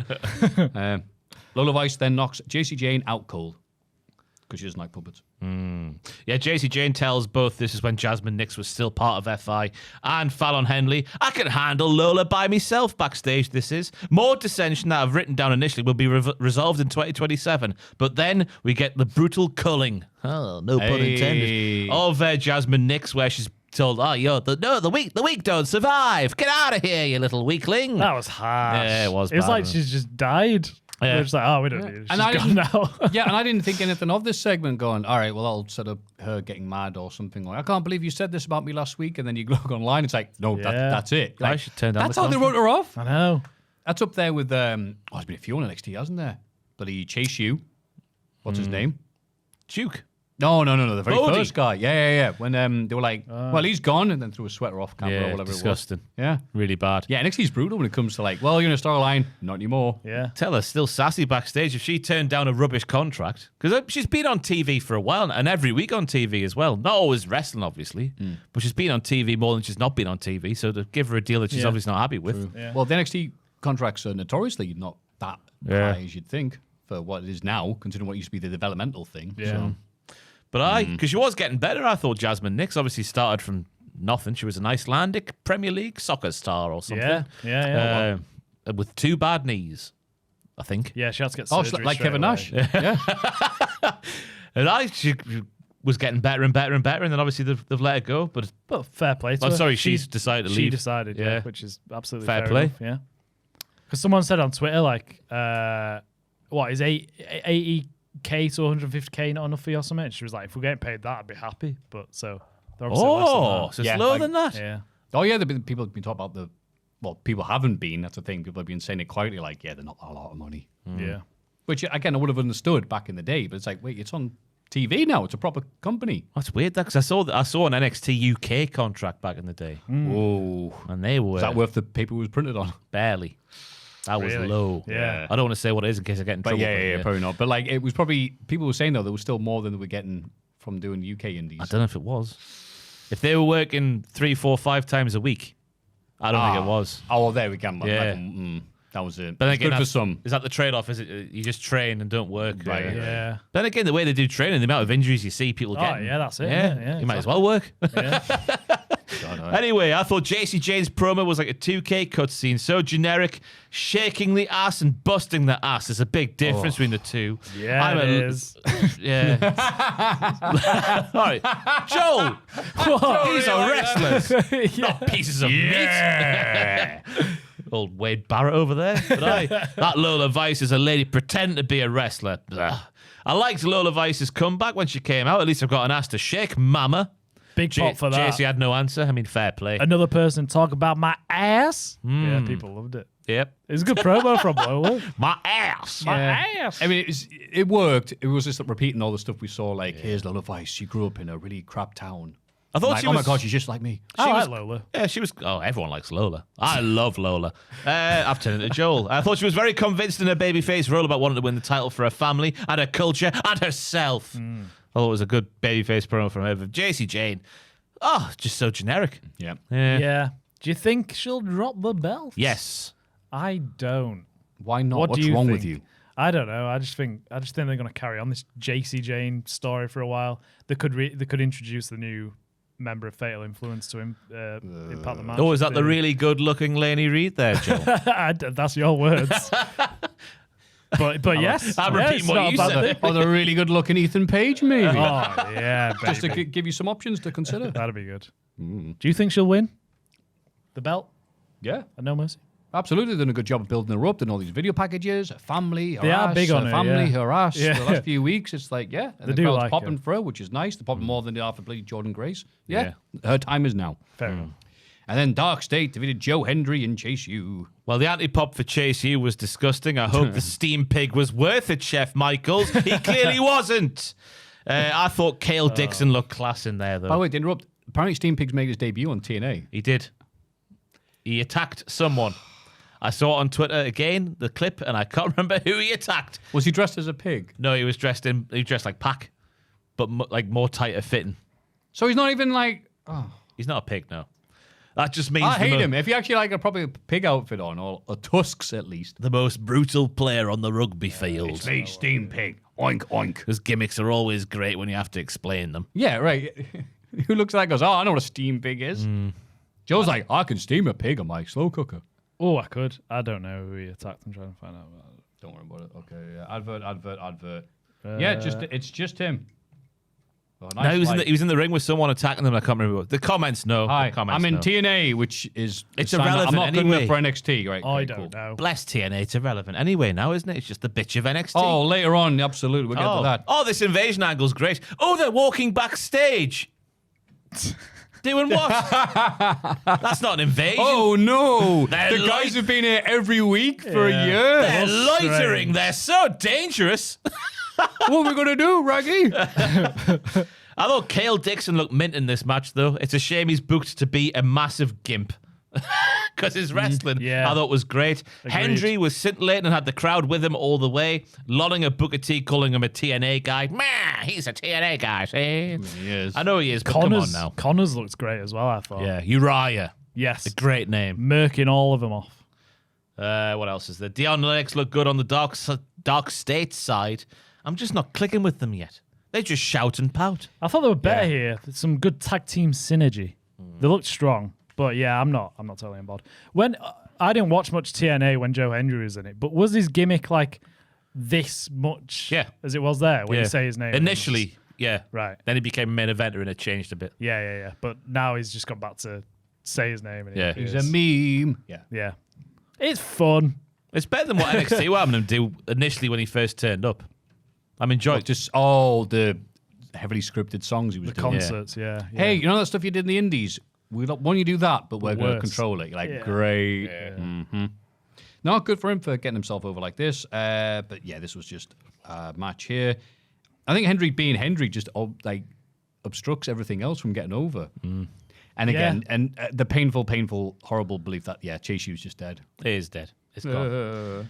Rest in peace. So Dull did an interview this week saying he was meant to turn on Andre back in the day. Imagine that. Why didn't they do that? That was what they set up clearly, and then he went, actually, no, we'll just not do that. Yeah. And he said he was angry when they were the biggest match of the card on that stand deliver a couple of years ago, and on the pre-show, he was angry about that. So I'm good to hear that from Dull. Oh, what interview was that? Where was it? I've forgotten. It was on our Instagram this morning. I left a comment because he did those little videos, and then he just stopped. Yeah.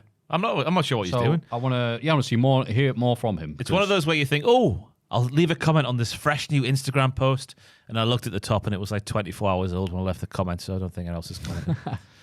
I was devastated. It doesn't even matter at that point. Joe Liz Google. It was on That Sweet Pop. Yes. It was a sweet pop indeed. When they won the tag titles. I don't know what that is. Anyone else left a comment, or is it just me on there still? It's just you. Yeah. Oh, no. It is as well. You got a reply Did I? from Joel R. Coaster. Is that you? Joel Coaster. He says, this is all lies and slander. Duke proved time and time again he was heart and soul of Chase U. He just literally said he was going to turn.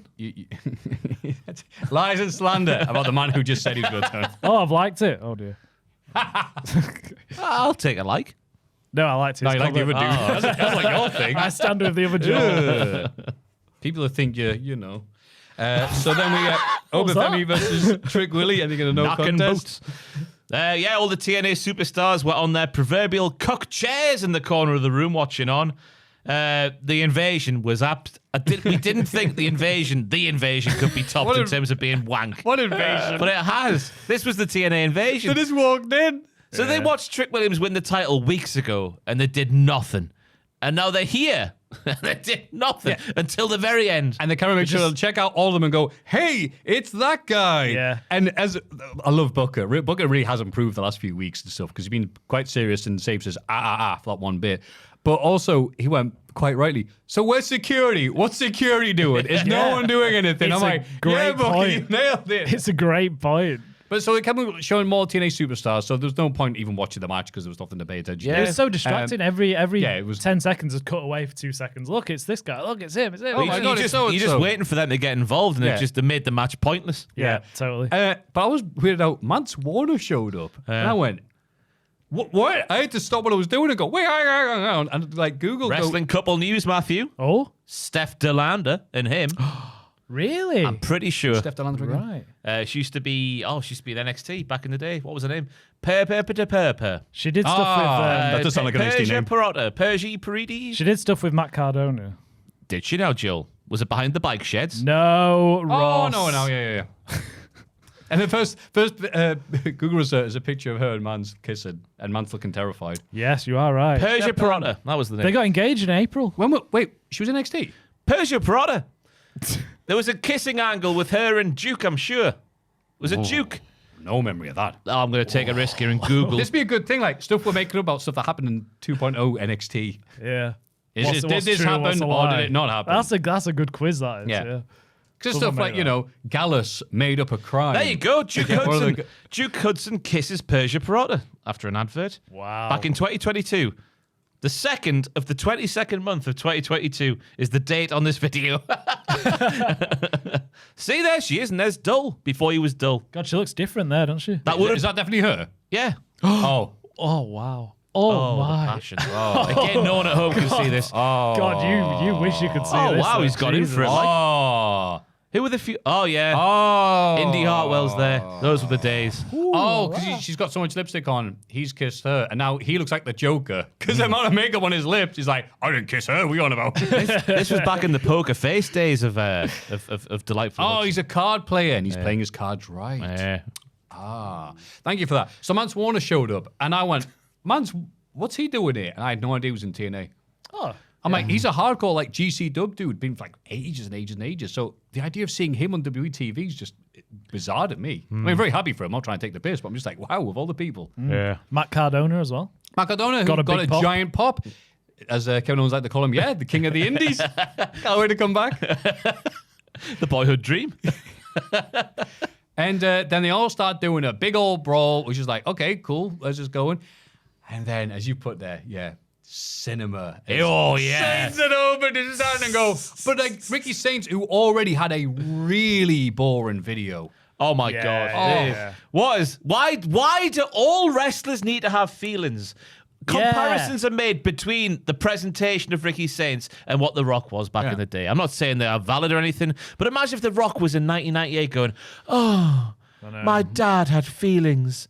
My mum had feelings." That was 96 Rock. We actually. had no exactly. And look how that went. Imagine Flex Cavanagh is here. I'm wearing this Versace shirt now, but I had feelings back then. Why does every wrestler have feelings? Sometimes it works for them, and sometimes it really doesn't. And Ricky Saints' thing is, "Yo, I'm rich, bitch," and doing that. Yeah. And so Jordan Grace, she should not be relatable to anybody. Yeah. With that body and what That's she can do. They're trying to force everyone to be relatable, but they don't need to be if they're cool. No, exactly. You just want to cheer. I can't relate to you, Ricky, and now you can relate to me. You've lost, I've won. I'm Stone Cold Steve Austin, and the reason I drink is because my father smacked me on the bottom back in Stone Cold, 1962. like my liver, I have a serious drinking condition. My name is The Undertaker. Really though, was burned kids, you alive. should respect your boss at work. This is all an act. So Ricky Saints walking down the street going, Bollocks. "Yeah, it's hot now, but it used to be cold," and all this other crap. And I thought, well, Here that's is where rubbish. my house used to be. What has that got to do with anything? I used to live here, but now I don't. And now he's like, "Ooh, I thought that was lame. Ooh, look, the title belt that I want. I'd better go pick that up." Like, what? It was the Eye of the Storm, Maffew. That was the cinema. The Eye of the Storm. I wish I could kiss the eye of the storm. Stop it, Wade. Stop it, Wade. Or Joel, whichever one's more pervy at this point. A quite wankerlicious ending there. The best part of the show, though, was not even one of the main parts of the show. It's when they had JB, old Josh Briggs, literally cutting a promo about how he can't connect with the fans. I thought that was unbelievable. Why have him say that out loud? There might have been some people who thought, I really like him. And he's going, people always say I don't connect with the fans. Oh, yeah, he doesn't. Yeah, you're right. Actually. Yeah, you tell them to piss off every week. Oh, no, I can't reach these kids. Yeah, fantastic rubbish NXT. Never, you know what? But if you changed, we'd be upset. So I enjoyed Vic at the end as well, saying everybody's showing no mercy when they're all brawling. Oh God, did he? Yeah. Oh, bless him. And he did that as well. Awful stuff. I do like that Vic needled him at one point and said something like, "Wow, Booker, is anyone you've ever hated so much you want to get into a weaponized cage match with them?" And you just knew Booker was like, I'm looking at one guy right now, mate. But he didn't. Thinking about all three members of the New Day. Booker's list of enemies, like the Jericho submission list. If only Ava were there. Well, she was stuck in London, Joel, with no signal. Great She was in storytelling. London town. Sorry, I can't hear you. Yeah, because that's the thing that happens in 2025. Sorry, I'm going through a tunnel. That's a bit of 2.0 coming back, to be fair. That was a bit like, you guys will have to book it yourselves. Oh, no. That's it. The show did not miss Ava. Yeah. It didn't at all. It was actually quite nice not to see her, belittling everyone around her. Yeah. AEW Dynamite. I'm laughing to start with the fact that I may have just switched the thing off. Oh, Cool. Maffew. Oh, here we go. Brodito defeated GOA with the men's world tag team titles on the line. The Demand have a great catchphrase I would like to highlight. Yeah, what is it? It's When you're in demand, That's the you one. can make demands. That's the one. Yeah. Bobby the Brain Heenan going, what? You can make a man? Demand. Oh, yeah, she called Goldberg. That's a WCW that was good. cut there. That was really good. I'm becoming a big fan of Totally Owning Me. His stuff with Bandito at the start of the match was fantastic. The way he couldn't see the hard cam at the start, so Bishop Khan was like, come over here, sir. It was great. I thought the match was pretty decent. It was obviously given a fair whack of time. Not a lot to get you out your seat until Bandito came in towards the end with the press slam from Quag appeared apparently from Khan into the tour in the corner, and it was a good finish as well with GOA looking like getting the win before Brody breaks up a fall and the champs retained soon after. A good open to the show. Correct, Amundo. GOA looked good, like an actual threat. They took control and slowed the match down. But Bandito was shown as a little silly weakling at the start. They just tossed him around. I like that Brody went for the tag, but Bandito wasn't there, so he just did a massive cannonball instead. I'm big into Brodito. Oh, yeah. They're ace. They've had a great run of matches so far. I'm with you. I'm very happy they retained and didn't have the Young Bucks get the titles again. I was like, yay! I thought that was the fear we're going to get, but now they're in time to shine and in a good role here. It makes sense for GOA to have a shot because they did win the match against the people who cannot be beaten by any means by pinning MVP. Which, now I think about it, it's rather like when Michael Hayes took the pinfall in the Hardy Boys 3-on-2 tag team match against the Acolytes all those years ago. I have no recollection of that one. It was a weird thing where the Hardys were getting pushed way too quick and they won the tag titles on Raw via fluke. So then the Acolytes challenged him on pay-per-view and they had Michael Hayes as their manager. And it must have been a rib on Michael to have him in this match against Farouk and Bradshaw. Was he wearing his tight t-shirt? He's trying to dress like the Hardys. It's like, oh, God. He looked like he just drove them there. Come on, sons. And they powerbombed him. So they get the titles back to protect the Hardys. And like, they're not being protected. They got them. Yeah. I'm rambling. I'll move on. Hangman Page retains the AEW World title against Pittsburgh's own Lee Moriarty in an open challenge. If you like a lot of wrestling on your wrestling, watch this match. Love. I don't know if the crowd were really appreciating what they were watching in terms of like the technical wrestling aspect of it, but it was a nice change of pace, especially for a Hangman match based off the recent history of him in AEW. He's been less technical and more fire and brutal. You know what I mean? Yeah. You catch my drift, my players. We caught all your drift. Move of the match for me was the lovely Deadeye counter into a spider from Lee, who does not stink of wee-wee. We need to make that clear. Absolutely. Good little Thank you, match. Ross. Nice change of pace. Yeah, agreed. Nice technical, bit of a slower match. Page taking less of a beating, which is good because it makes him look like a good champion wrestling just like a few days after they've just gone 40 minutes of that brutal match. He's like, it's still up for an open challenge. Right. I'd be knackered. You wouldn't want to do that, would you? The same You're right, week. though. He's Jesus a fighting Christ. champ. He's a working man's champ. He is just like our Lord and Savior, Bret Hart. So much love to him having this match against the hometown hero who had a nice little sign, Tiger style, they went up to. Went, look, a sign.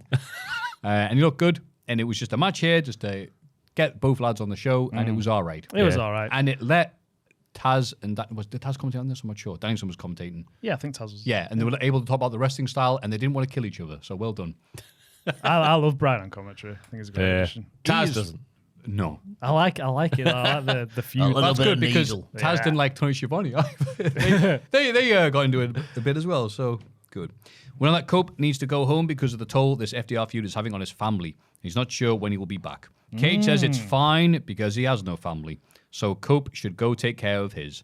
Cope tells Cage he does have a family, and the pair shake hands. Oh, that is beautiful. And then FDR get in the ring and do some fake-ass bitch apology. That's so good. Willow ain't taking this bollocks, and she heads at the ring, saying women like Beth are the reason she does a lot of things, including taking no bollocks from sexist pigs like Dax.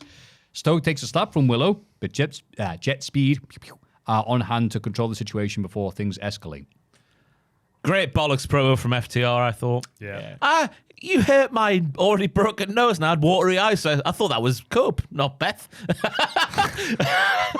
Fantastic poo-housery there. I really enjoyed Stoke forgiving Beth. Oh, so I'm going to leave good. my point there. I'm not going to read it what I wrote down. Dax then, I don't know, I'm not going to say that. You shouldn't say it out loud either. Stoke forgiving Beth, like... Jesus Christ. Yeah. Don't read that. Quite magnanimous.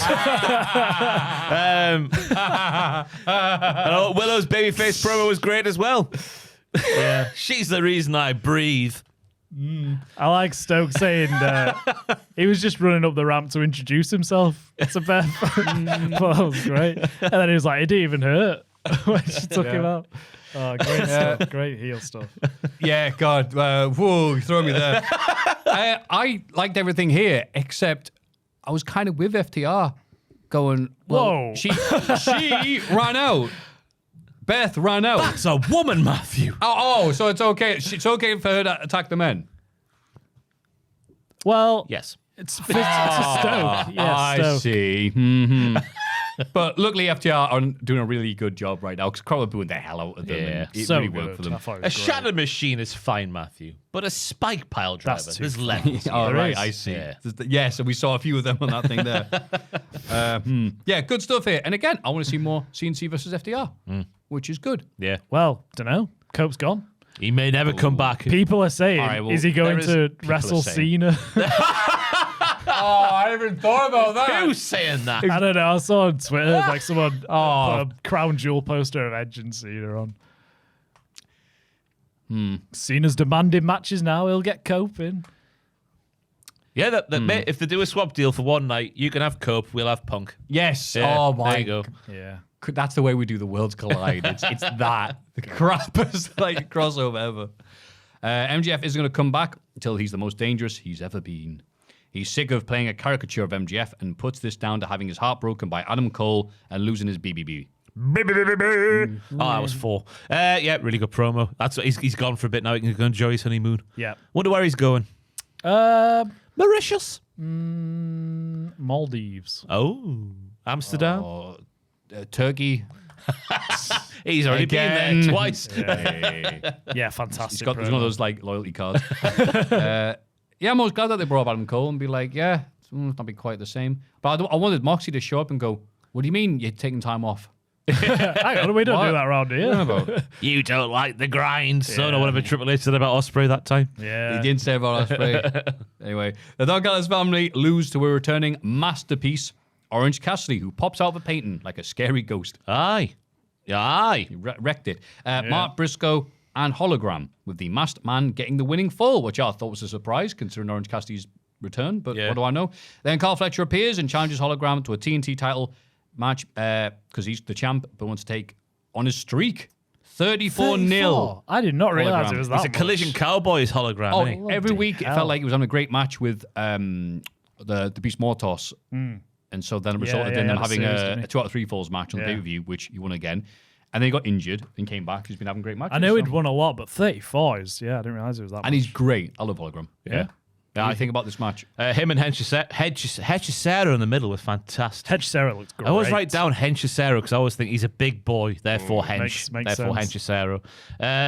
Was the media offline Tron on purpose for Orange Cassidy? If so, I Yeah. thought that was genius. Yeah, it's Oh, on yeah. purpose. It's on Any purpose. other wrestler. It's crap, but orange. Yeah, it worked. I was thinking, is there a chance of a heel turn for Orange Cassidy since Dom was like, it's my masterpiece, and he popped out the masterpiece. That could be like a callback. I told you it was my masterpiece, Dom will say. I like Don was saying, Picasso and all the others are going to roll in the greatest. But the match was the middle of the show wrestle wank, as we see most weeks on Dynamite. Sometimes at the end of the show, but this one was in the middle. I don't know what else you say, apart from it was fantastic. Yeah. Yep. And Yeah. obviously, Hologram's got no chance of winning. The streak's going, isn't it? No, I think Hologram will win, winning. and he'll challenge Hangman Page. I reckon the clone will cost him. El I think Clon. that's it. Yeah. I'm trying to think of what name we can give him. If he's a digital thing, can we do like the Tron stuff? Digimon. That's the name. There we go. That works. Digimon. Digital gonna go monster. with Digital digital fighting monster. champion. What is his actual name? El Clon. No, but in it, and it, Dave. what? Mitch the Plant. His new I thought gimmick. he had, No, there's a guy playing him, but the gimmick is El Clon. is he called El Clon, right? I'm Okay. pretty sure. Oh, is he I actually think called that? it Oh, is. it ruins my bit. I was going to call him Scott Norton Antivirus. Bollocks to yous. See if I care. Claudio Castagnoli defeats Powerhouse Hobbs. Big meaty match. Thanks to a distraction from Julius Caesar. Why have you written that? I've read it. Yeah. As we've proven in this show many times, if you write something down, I will have to read it. What's Kerwin White's catchphrase again? After the match, the Death Riders beat down Hobbs and Samoa Joe in the ring, but Hangman is there for the save. Dropped your bite there. Mic broke. Oh. What do you mean, bro? Carry on talking. What do you think of the match? Nice change of pace. The show once again with another pace. Two big monsters just doing big monster bits. Hobbs looks strong with all the repeated slams on Claudio. Claudio looks strong, taking all of them, then fighting back with a dick in his ass, so to speak. I didn't see that. The WCPW theme back in the day. Fight back with a dick in the ass. That's what it sounded like, but it didn't say that. Thank you for sharing that bit of insider knowledge that no one else knew. The finish was meh, of course, because it's the Death Riders. It's the Death Riders. Yeah. But it was until the finish, it was good. But it's Pac. I can't wait to see Pac wrestle again. Yeah. Feels like it's especially been now. ages. Can't wait for his new theme. Who was he wrestling when he got hurt? Was it Hangman? I can't No, Swerve, remember. wasn't it? Was it Swerve? Pretty sure Swerve. My know. memory doesn't work that well. Yeah, I can't remember. Yeah. It's like, oh, this would be good. And oh, God, it wasn't. Bless him. It's not his fault. AEW president and founder, T-Bird T-Bird, Tony Khan. What's that? That was the fun nickname Excalibur gave him. He's like, look, I just gave him a new nickname, T-Bird. Oh. Announces the AEW Women's World Tag Team Championships. And there's much rejoicing online about this, but what do you think of it? I think it's right to have them because you've got the mans. Why not have the womans? Can't like that wordplay. There's plenty of bloody women to pick from to have in tag teams. Yeah, they've got a lot. Yeah, so I think it's obviously the criticism might be that there's more tag team titles, many. but more titles in AEW. Yeah. But I think for these ones, I think they're fully justified for being a thing. They probably should have been a thing before now. I'm fine. Yeah. Why not? Is what I said. It's The mans have too many. There's enough women on the roster to justify having them. I'm just. Who do you think is going to be the first to win them? I couldn't because I say that and then I can't think of any real tag teams. Tony Windsor, the Triangle of Madness. I think Mercedes Moné will get both of them. Chris and Harley. Oh my God, you're right. Yes, that would be good. No, I think Chris Statlander and Harley Cameron potentially, if they want to do a double champ thing with Chris Statlander. Willow maybe and someone. Marina Shafir get a partner. Shayna Baszler. Oh, she's going back to WWE, is she? Yeah, she's like producer. Yeah, she was really happy in that producer segment. Yeah, you could barely see the gun point at her. Hi, I'm here. Sign Shayna Baszler for a tag team. That'd be great. Yeah, I'm of the same thing of like more titles in this company. They've got more titles than bloody wrestlers, but the lady, if they want to merge some of these belts together, hooray, fantastic. But ladies have got two though. They've got the TBS and the World. I think they own the world. But yeah, so I think it'll the go men's well. have got too many's. I think it'll go well, Yeah. and it will. You know what? With titles though, it will hopefully make Tony Khan book more women, and he has been more focused. These the old AW criticisms. So Yeah. If you ignore all the Ring of Honor titles as well. we do ignore Ring of Honor. We do you're ring, right. yeah. Okay. Yeah. What's Ring of Honor? Who? What are you on about? And then Chris Statlander retains the AW Women's World title against Mina Shirakawa. Against the Ring of Honor Women's World TV Champion, Mina Shirakawa. Thank you, Joe. She's got a Ring of Honor belt. All right. That's what I was I trying to see say, what you're getting at you now. know? Thank you. After the bell, it looks like Chris is joining the Death Riders like Ross predicted. But no, she thwacks the Great Yuta, flips off Moxie, and runs away. What? Darby Allin then appears with a flamethrower and challenges Moxie to an I Quit match for Wrestle Dream. And I was disappointed Moxie wouldn't go, well, no, you got a flamethrower. Nah, sort of. What's Moxley going to bring back? If Darby's got a Mitch the flamethrower. plant. Yeah. So early in the night when asked about the Death Riders, Chris Statler was like, things can move really fast when you make decisions. What does that mean? So they Well, the crowd went, ooh. they teased it nicely, I thought, because when she was hugging Yuta, I thought it was happening. I thought it was happening. Yeah. They got me. Yeah, same. But she's like, no, you told me how to do the move. I don't need you now. She's used him and spat him out like a... Chewing gum. Yes. Yes. I had condom in my head there for some reason. Right, you chew it up. Yeah, I Nom, chew, nom, nom. I chew condoms all the time and spit them out. Oh, Why? yeah, that's why they're the flavoured one. You can get a whole myriad of flavours, yeah. Is that what she gave to the referee? When she got something out of her mouth, didn't she, and handed it to the ref? Chris? Did she? Yeah. Oh. Commentators were like, well, Taz said he thinks it was a piercing. Took a piercing out of her mouth. Oh. Brian was saying maybe it's a gun. And isn't it a maybe ref it's like tooth. that? Yeah, I don't know. It must have fallen out of her mouth. Oh, she doesn't put it back in there without washing it down first. Oh, I hope not. It's the lovely, clean wrestling. I thought this was a nice clash of strength and fantastic live performance appeal, or whatever Dave Meltzer said that time. Because Chris is doing all the big, strong bollocks, and then Mina is doing her like bollocks. It Yeah. was a nice clash. Yeah. When the match got going, though, towards the end, though, it really got going as I continue with bland and meaningless statements.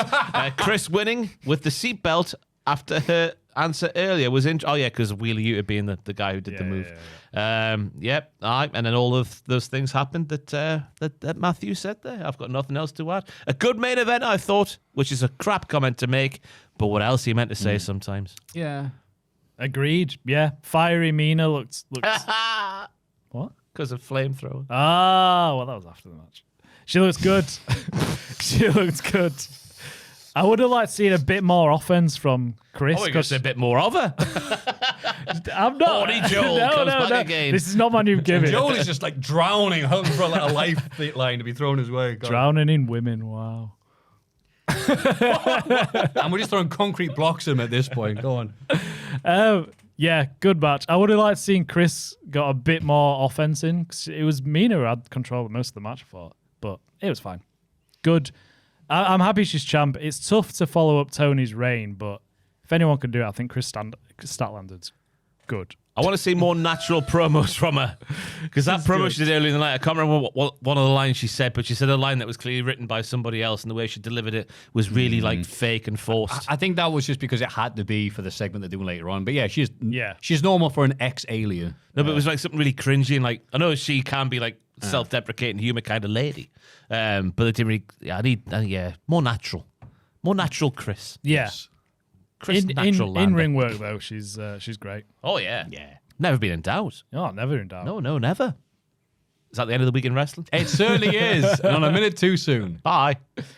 Oh, there's more to do, isn't there? See you soon. Bye. Yeah, so we end the podcast. Be right back. Let's have a rummage in our mailbags. Mailbag. Oh, God. Mailbag time. Just getting out of this. Good day, diddlers. Good day to you, sir. I'll keep this short and sweet. No, you won't. Unlike AEW pay-per-views. Yeah, correct. With the recent announcement of the Macho Man Randy Savage biopic in the works, it got me thinking, what are you doing? Try to restart the time so we can see what bloody time we're on. got me But the thinking. remote is effing on me. I give up. It doesn't matter. What other wrestlers would you like to see get the biopic treatment? I would love to see a Shawn Michaels movie personally. His fall and rise would be perfect for the silver screen. You don't have to limit yourself to just wrestling, even though it is a wrestling podcast. It could be any athlete, public figure, or entertainer you like to see immortalized on the big screen. Much love. Eastern Michigan Eagles linebacker Noah Surname. That would get us in bother if said the poo bloke. Oh my god. A.K. Matt from Arizona. Is that you? Yeah, I wrote that bit in there. The poo bloke. Oh, I don't want to know. The poo bloke. That's what it says. The poo bloke. That would get us in. You bother typed this. if said the poo bloke. I don't know why I wrote Your down the notes you've forgotten. the surname sounds like a racial slur. These are the exact things you need to put yourself face on the video. Right. People go, yep, there That's it what is. it is, guys. Oh, no! Right. Jesus Christ. Okay. All right. Then. Anyway, good question. Appreciate that. Jesus Christ. I love your commitment, though, to being honest. And that you could have just said anything. You could have just not said anything. Why do you let you know what you would like avoiding saying? Wrestling. Yeah. Wrestling. I'd like to see Kurt Angle biopic, Maffew. That would be amazing, actually. Yeah. Got a new T-shirt. Well, just, you can Jesus do Christ. you can do a series. I mean, the whole Olympic story. No one's gonna count this answer. The Olympic aspect of it, the broken freaking neck, etc. It's already just that there. in itself. Yeah. But then everything that came afterwards, all his near-death experiences and stuff, all the drugs, everything like that is be very interesting. I mean, to see. given the length of his career, it would be nice that the part 2 just being like flashing forward and backwards between just like, I'm fine, and then just like 3 years later, moonsault off the cage. Who'd play Kurt Angle? Ooh. That's Jason Statham. I mean, it's not a million miles away. I got into shape by eating nothing but tramadol. The Rock plays Kurt Angle. By the way, I am so hyped to Same see here. the Smashing Machine. Yeah. And again, it's so on the nose. What's that? You're playing a guy who was addicted to steroids and drugs. Rock, how did you get into shape with this? Pancakes. Yes, of course. Pancakes on a With the Sunday. $7 in my pocket. Anyway, so Kurt Angle's a good one. You got any? Yeah. Well, my mind, when I heard the question, the way it was written, I'm just thinking about biopsies. Who would I like to see be cut open and Right, okay. see what's Just inside them? change Yeah. the question. Yeah. Yeah, thanks question, numbnuts. I'm going to reword it to something else. Chris Statlander, she's like alien. I wonder what's in there. Like that in deck film, yeah. Yeah. God, remember that? Paul? No, that was the Nick Frost. and Albert. Simon Yeah, Pegg But one. I wanted to see that alien cut open. I didn't like it. Yeah. Creepy little freak. Damn alien. Ugh. Goddamn alien coming to our Earth. Stupid alien. Who's got an unknown childhood in the wrestling that hasn't really been told before? I'm trying to think like people's real life stories being nuts. Yeah. I mean, Bruiser Brody's could be. Like, definitely. just I'm going to do what I want. Hey, guy who booked me, let's hope our things are the same, our desires are the same, because I'm going to do what I like. Yeah. Oh, I got to tell you, somebody who's going to have a mini-series, Inoki. Wow, you really are the most important dude in like New Japan Wrestling. Fast forward. You've nearly killed the company again, you idiot. It's like such a fascinating character and life story. But apart from that, though, any other athletes or people in general that see a biopic of? I've got no idea. Andre Chase. Let's learn more about I'm it. trying to think of like genuinely like interesting. I guess Moxley. I've listened to his book recently. I had no. Oh, That's what a good book. shout. Yeah. What a book. Yeah, Moxley. Yeah. And who would play Moxley? Jason Statham. Jeff Goldblum. Jeff I was Goldblum. going to go Tom Hardy, but okay, Goldblum. you know, that works. Tom Hardy's a good shout. Yeah. He's lucid. Don't tell me Jeff Goldblum was Moxley. Just, Yeah. hey, take the thumbtack. So, apart from other people, George Lazenby would be an interesting thing because apparently he was the guy who played James Bond once, and he was a model. He did a bunch of adverts and was cast in this role as a virtual unknown, the next James Bond, and he went, "Cool, I'm only doing one film. My agent says James Bond's on the way out." So it's like, what? So his entire career, if you can call it that, is just like, okay, you had incredibly bad advice. Cheers, pal. Cheers. Maffew killed the podcast. Sorry. What are you talking about me about films for? You know who I am, Oh, don't you? sorry. The guy, I know- a biopic of the guy who directed Saw. I know you miss him too. I can't wait to see I can't wait to read the Wikipedia page of George Lazenby. one battle after another. Oh, looking forward to that. So excited. The reviews have just been like, yeah, you need to watch this. 10 out of 10, 10 out of 10. Yeah. It's Paul Thomas Anderson. It's going to be great. Can't wait for that. I also can't wait for the next question. Oh, me neither. Lads, I'm in trouble. Oh. I can't stop. This is me reading the question. I can't stop thinking about Kona Reeves. He was what? He was awful during his run in NXT Black and Gold, and I genuinely think he's the worst wrestler I've ever seen with my own two eyes. He's up there. Because of this, however, I am endeared yeah. to him in a strange way. Because of how wanky he was. I'm like that with things though. And how much I dislike him as a character and a wrestler. I blocked him out of my mind. I forgot about this guy. He stood put as a golden streak of piss in an otherwise impeccable period of wrestling TV. My question then is this. Who are the wrestlers that stand out in your mind as being the worst part of your favourite era of wrestling? Cheers, boys. From former Blackpool midfielder Charlie Adam, a.k.a. Sam from Hastings. Sam, thank you. You're killing us. But you are right. Bloody hell. A golden streak of piss is a fine way to describe Kona Reeves. Oh, I mean, obviously you're the NXT database. What did he do on TV? Did he have any feuds around? I can't remember. I remember him showing up. I remember I him. can't remember what it looks like, Yeah. but I can't remember what he did. I don't think he could have wrestled more than 10 times on TV. I'm going to look that up while you're talking. Yeah, please do. 2 words for you. Naked Midian. Still worst- not entirely sure what the concept or idea or plot or anything was there other than, hey, I'm Vince. I own a company. I want to see Naked Midian's bollocks on TV. On pay-per-view, by God. Do you want to watch the top 45 moves of Kona Reeves? Even for him? 45 45? is one of them taking a step forwards. Is the second one taking a step backwards. Number 15, Irish Whip. Oh, I can't remember what he did at all. I remember him, but Yeah, I know the look. Holy! His first televised match was under the name Noah, not that one. Noah Kakoa. Noah Kakoa. Noah Kakoa lost to Noe Jose in April 2016.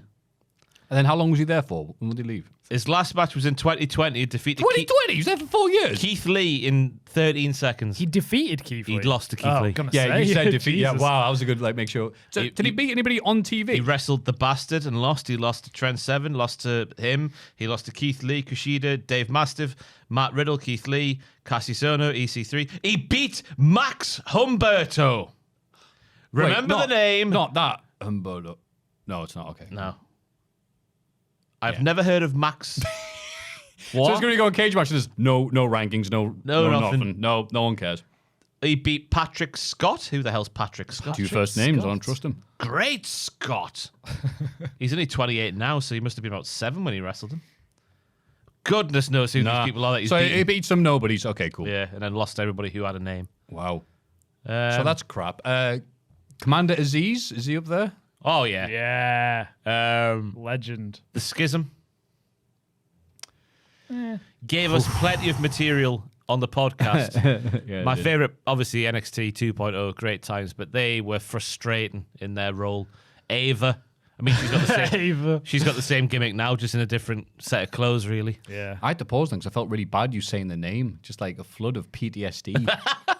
Wow. Like, yeah, there they are. Who was that bald guy that was in NXT? Dan Maffew. Yes. Yeah. That's what I was thinking. The guy of. that they built up for weeks and then Samoa Joe Dan beat him straight Maffew. away. that Yeah. guy. Yeah. He's a producer backstage now, Is I'm he? sure. Oh, Yeah. good for him. Yeah, that's the guy. That's what I was thinking of. Was he only on that one time? No, he Nah, had he matches. must have had a few, He had yeah. matches. I remember. I'm trying to think of other golden periods of wrestling. I mean, WCW 2000, I couldn't stand. And I mean, I could not stand. Go on. I bloody hated Right. Shannon Moore. All right. Yeah. Oh, There was even no- 3 count. Yeah, the best version of Shannon I Moore. like the gimmick of 3 count, but he was the one who didn't believe. Evan Courageous had 3 count pulsating through his veins. Sugar Shane Helms, dance moves aplenty. Yeah. Shannon Moore just didn't fit. Yeah, I get what you're saying, but I'll stand for 3 count. I'm sorry. It's Can't like you stand up. Like Tank Abbott, I will defend 3 count. And also, the last one I watched on the stream, I had to pause and rewind for a Shannon Moore thing, which I never usually do, because bloody hell. He was wrestling the Young Dragons, which now is down to 300 matches there on TV that year. And Kazayashi, I want to say, did a running spinning leg kick, and Shannon Moore took it and did the Billy Gunn / Rikishi sell. There's like, there's barely any room. He was only hit him from like this high up. So for him to have the momentum to do that, I was like, that's actually very impressive. Well done. You did one move in your entire career. There's nothing to do with his wrestling. It's just him in 3 count. Yeah. I like Backstreet Boys, NSYNC too. Yeah. Britney Spears is kind of cute. Yeah. Yep. I know my 3 count. No, I'm with you. But I'm trying to think what it was on TV. They showed a really serious, not really serious, but kind of serious. Oh, it was like Jimmy Hart got attacked by Sid. And so Hogan's like, no, you attacked Jimmy Hart. I hope he's okay. Oh, God, please. And they cut to the ring, and it was 3 count getting ready. And it just cuts to Evan Courageous going, like, yeah, he's dead. Look at my dick. Whatever happened to Evan Courageous? He got out of wrestling and is probably having a nice, normal life. Oh, God. I spelled that Evan Courageous. No one could spell it right. He's Don't worry. 51. He's not dead. I'm very happy for you, mate. Oh, that makes sense. Oh, there's loads of highlights of oh no, it's the opposite question, isn't it? The worst things of 2000. He stopped Russo. wrestling about 2010. What could have been? He could have been WWF World Heavyweight Champion. He could have been. Yeah, because he was very, very, very briefly in the Invasion, and then like for 2 weeks, and then left. Yeah. Yeah, R.I.P. R.I.P. to someone he's still living. Is that the question answered? Yeah.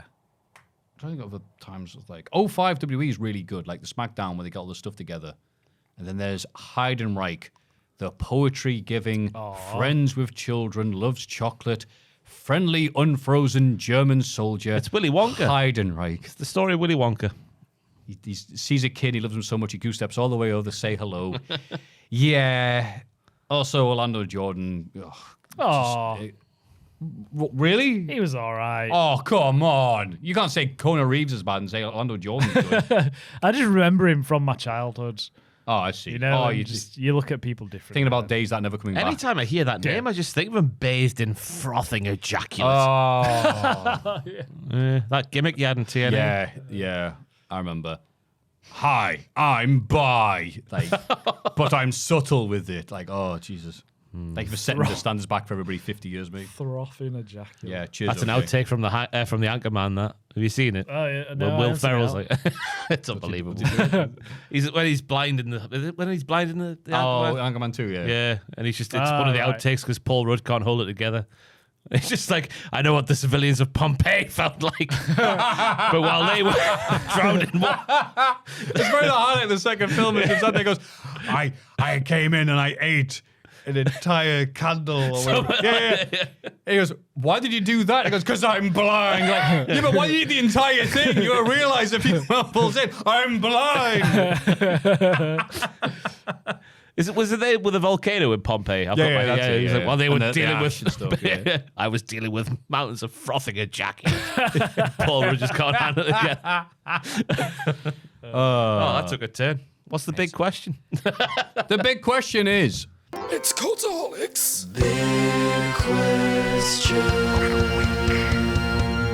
Who is left for John Cena to wrestle? AJ Styles. Well, yeah. Well, and go home now. Bye. Has it been announced then? You were talking Yes, about this it like has. as a matter of fact. When? Today. They put it on their. If you go on Crown Jewel, it's. If I go on there. crownjewel.com, it's There you go. okay. Cool. John Cena thanked Triple H on Twitter yesterday. Like or 2 the days fans, ago. I get all my wrestling news from the podcast. Okay, Yeah. cool. Well, I'm glad they set it up with all the heat. It's happening. Oh, wait, it's Crown Jewel, cares. Well, we've discussed already that Edge is going to be transferred to the WWE for one night only. Obviously. Yes, he will be in the thumbnail. CM gonna Punk be will one. go the other way. No, he can't be in the thumbnail. That makes us look stupid. It doesn't. People- Yeah, if you were gonna. Yeah, people would take that without the context of what was said No, on the because they'll podcast. click. People They do click that on the anyway. video. It's right underneath. You guys dumb. And we got Yeah. their click. Hooray! I mean, who's left from John Cena's career that hasn't been in there yet? JBL. No. Oh, chick, yes. it doesn't. He's been running out to, JBL. he's been No. running out to do like one lariat for every other company. He can do Well, it for WWE. It doesn't have to be like a throwback one. It could be a. But that's what they've been doing this year, isn't it? All the great hits. But you'd Yeah, but want then him he's to been- be. I'd want him to like. I want like Gunther to beat him. I think that'll be the last match. Yeah. But then, like Pat McAfee even said at bloody pay per view, well, Cena doesn't want this just to be a nostalgia thing or whatever. And like, well, okay, why's he wrestling Lesnar then? It has been, yeah. Yeah. yeah. Apart All from- his moves have been referencing to his career. Apart from the Cody Rhodes feud, it has all just been Yeah. like a nostalgia thing. We're not going to get Kurt. Well, he wrestled Logan Paul. We're not going to get Kurt. No, we're not going to get. Kurt. Oh, sorry, what were you talking about? He wrestled Logan Paul. That wasn't. Oh, that was nostalgia. new, yeah. Oh, that was, And that was- Everyone loved that. that was everyone loved fantastic. it. I Yeah. forgot that happened. Yeah, really. I was like, did he? Oh, yeah. I wouldn't. Oh no, I was about to say I wouldn't mind Sami Zayn, but he's just done that. I mean, if he's looking to It's not put good people Cena's over, fight, someone like Carmelo Hayes springs to my mind. But I don't think it would happen because Carmelo Hayes is quite cold, isn't he? On the Yeah, I was Yeah, going I'd to want say, as someone nice else. as him to put over somebody, oof. I don't think I'm out. Gunter yeah. is the last match for me, I think. I think Gunter retires. Gunther, him. or, makes sense. Or honestly, Sami Zayn. We've just had That's it. Samuel Hogan. Well, that's it. You can wrestle him twice. You've got like, 3 matches with Cody. We're basically just saying who do we want to see pushed, aren't we? That's all we're saying here. Yeah. Yeah, but like you can't just have anybody. Just said like Hayes was like no, but Drew. Yeah. Be good Oh. for Drew to beat him. in a really dumb way. And I'm child means like going Maffew. We're really going to say this. One last match with the Miz because they've been together for so long. I won't mind it. Yeah. And even if he just like, Miz is like, I'll show you Kamala Hayes. Look, I did this at WrestleMania. Gets to the ring, takes one move and pins him. Fine. Because that's what Miz did for 90% of the feud with him anyway. That's worth one of his dates. Oh, yeah. Instantly people go like, they wasted that on that. That's his last one. Yeah. Yeah, maybe like here's a match with Gunther, but then they send him home happy by Miz going, no, wait. What a ponderous question. It was like, it's so weird that we're looking at going, well, you can't wrestle him because he's dead, he's retired. Yeah. He's dead and retired. So it's interesting that the little... Old Booger Red, get him back in there. He's looking fit and healthy. They could do what they did at WrestleMania 34 over again. LFG. Yeah. Oh, I didn't mean that pun there, but there you go. That's the name of the show he's on. Yeah. That's what they're going for, isn't it? Yeah, other than Styles, it's some pickings from people from his past, so really it's the future. Yeah. I'm surprised they haven't done Dom yet, but I guess it's because Dom's doing so much of interpromotional stuff with Triple R. That's it. Yeah. Dom would be fun. Yeah, That'd be a just fun we get the match. pun where like I'm gonna hit the double A at the triple A or whatever. Chris Jericho. Ah, that might actually happen. Yeah. Well, Jericho's going to return after he's retired, isn't he? Or so Yeah, they say on the internet. That's a January return. Yeah. God, we're getting that time of year already, aren't we? Yeah. Because there's not much to talk about Crown Jewel. It's October next week. Can you Good believe God, it? that is horrible. We're all dead soon. Bloody hell. Oh wait, because of Halloween then. La Parker. I think we've exhausted that question.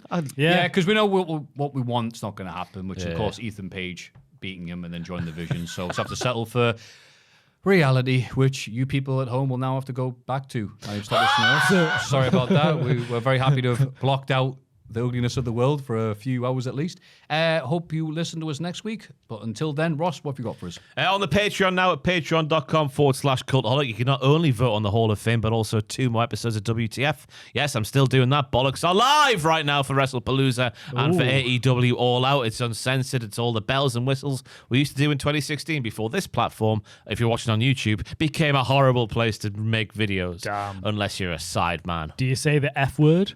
Oh, a couple of times when I get going. That's too risque for me. Yeah. And also on the Patreon, the After Dark. There'll not be an episode this week, of course, because they are bi-weekly. So there'll be one next week, and there was one last week, and there'll be one 2 weeks after next week, which is in 3 weeks' time. What? Wait a minute. It's like Joe Slow Cooker again. Yeah, there'll be one next week. Yeah. Yeah. And then one 2 weeks after that, which is in 3 weeks' time. God, you're right. Yeah. Jesus. That's what I said. Yeah. Yeah, I can do maths. He's right. One He's plus smart, 2 is this 3. What are you doing, Joel? Counting. I've got nothing to plug. Thank you. Maffew?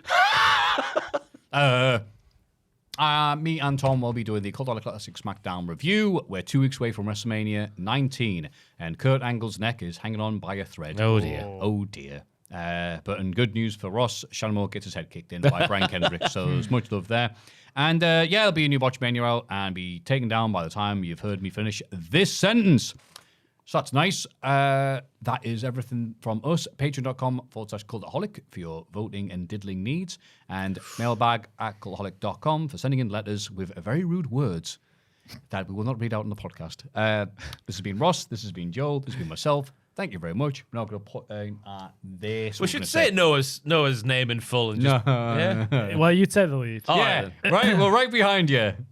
1, 2, 3. Noah Anderson. Anderson. You didn't think I was really going to do it. I didn't know what you were going to do. Oh, Oh, you are all by Christ alive.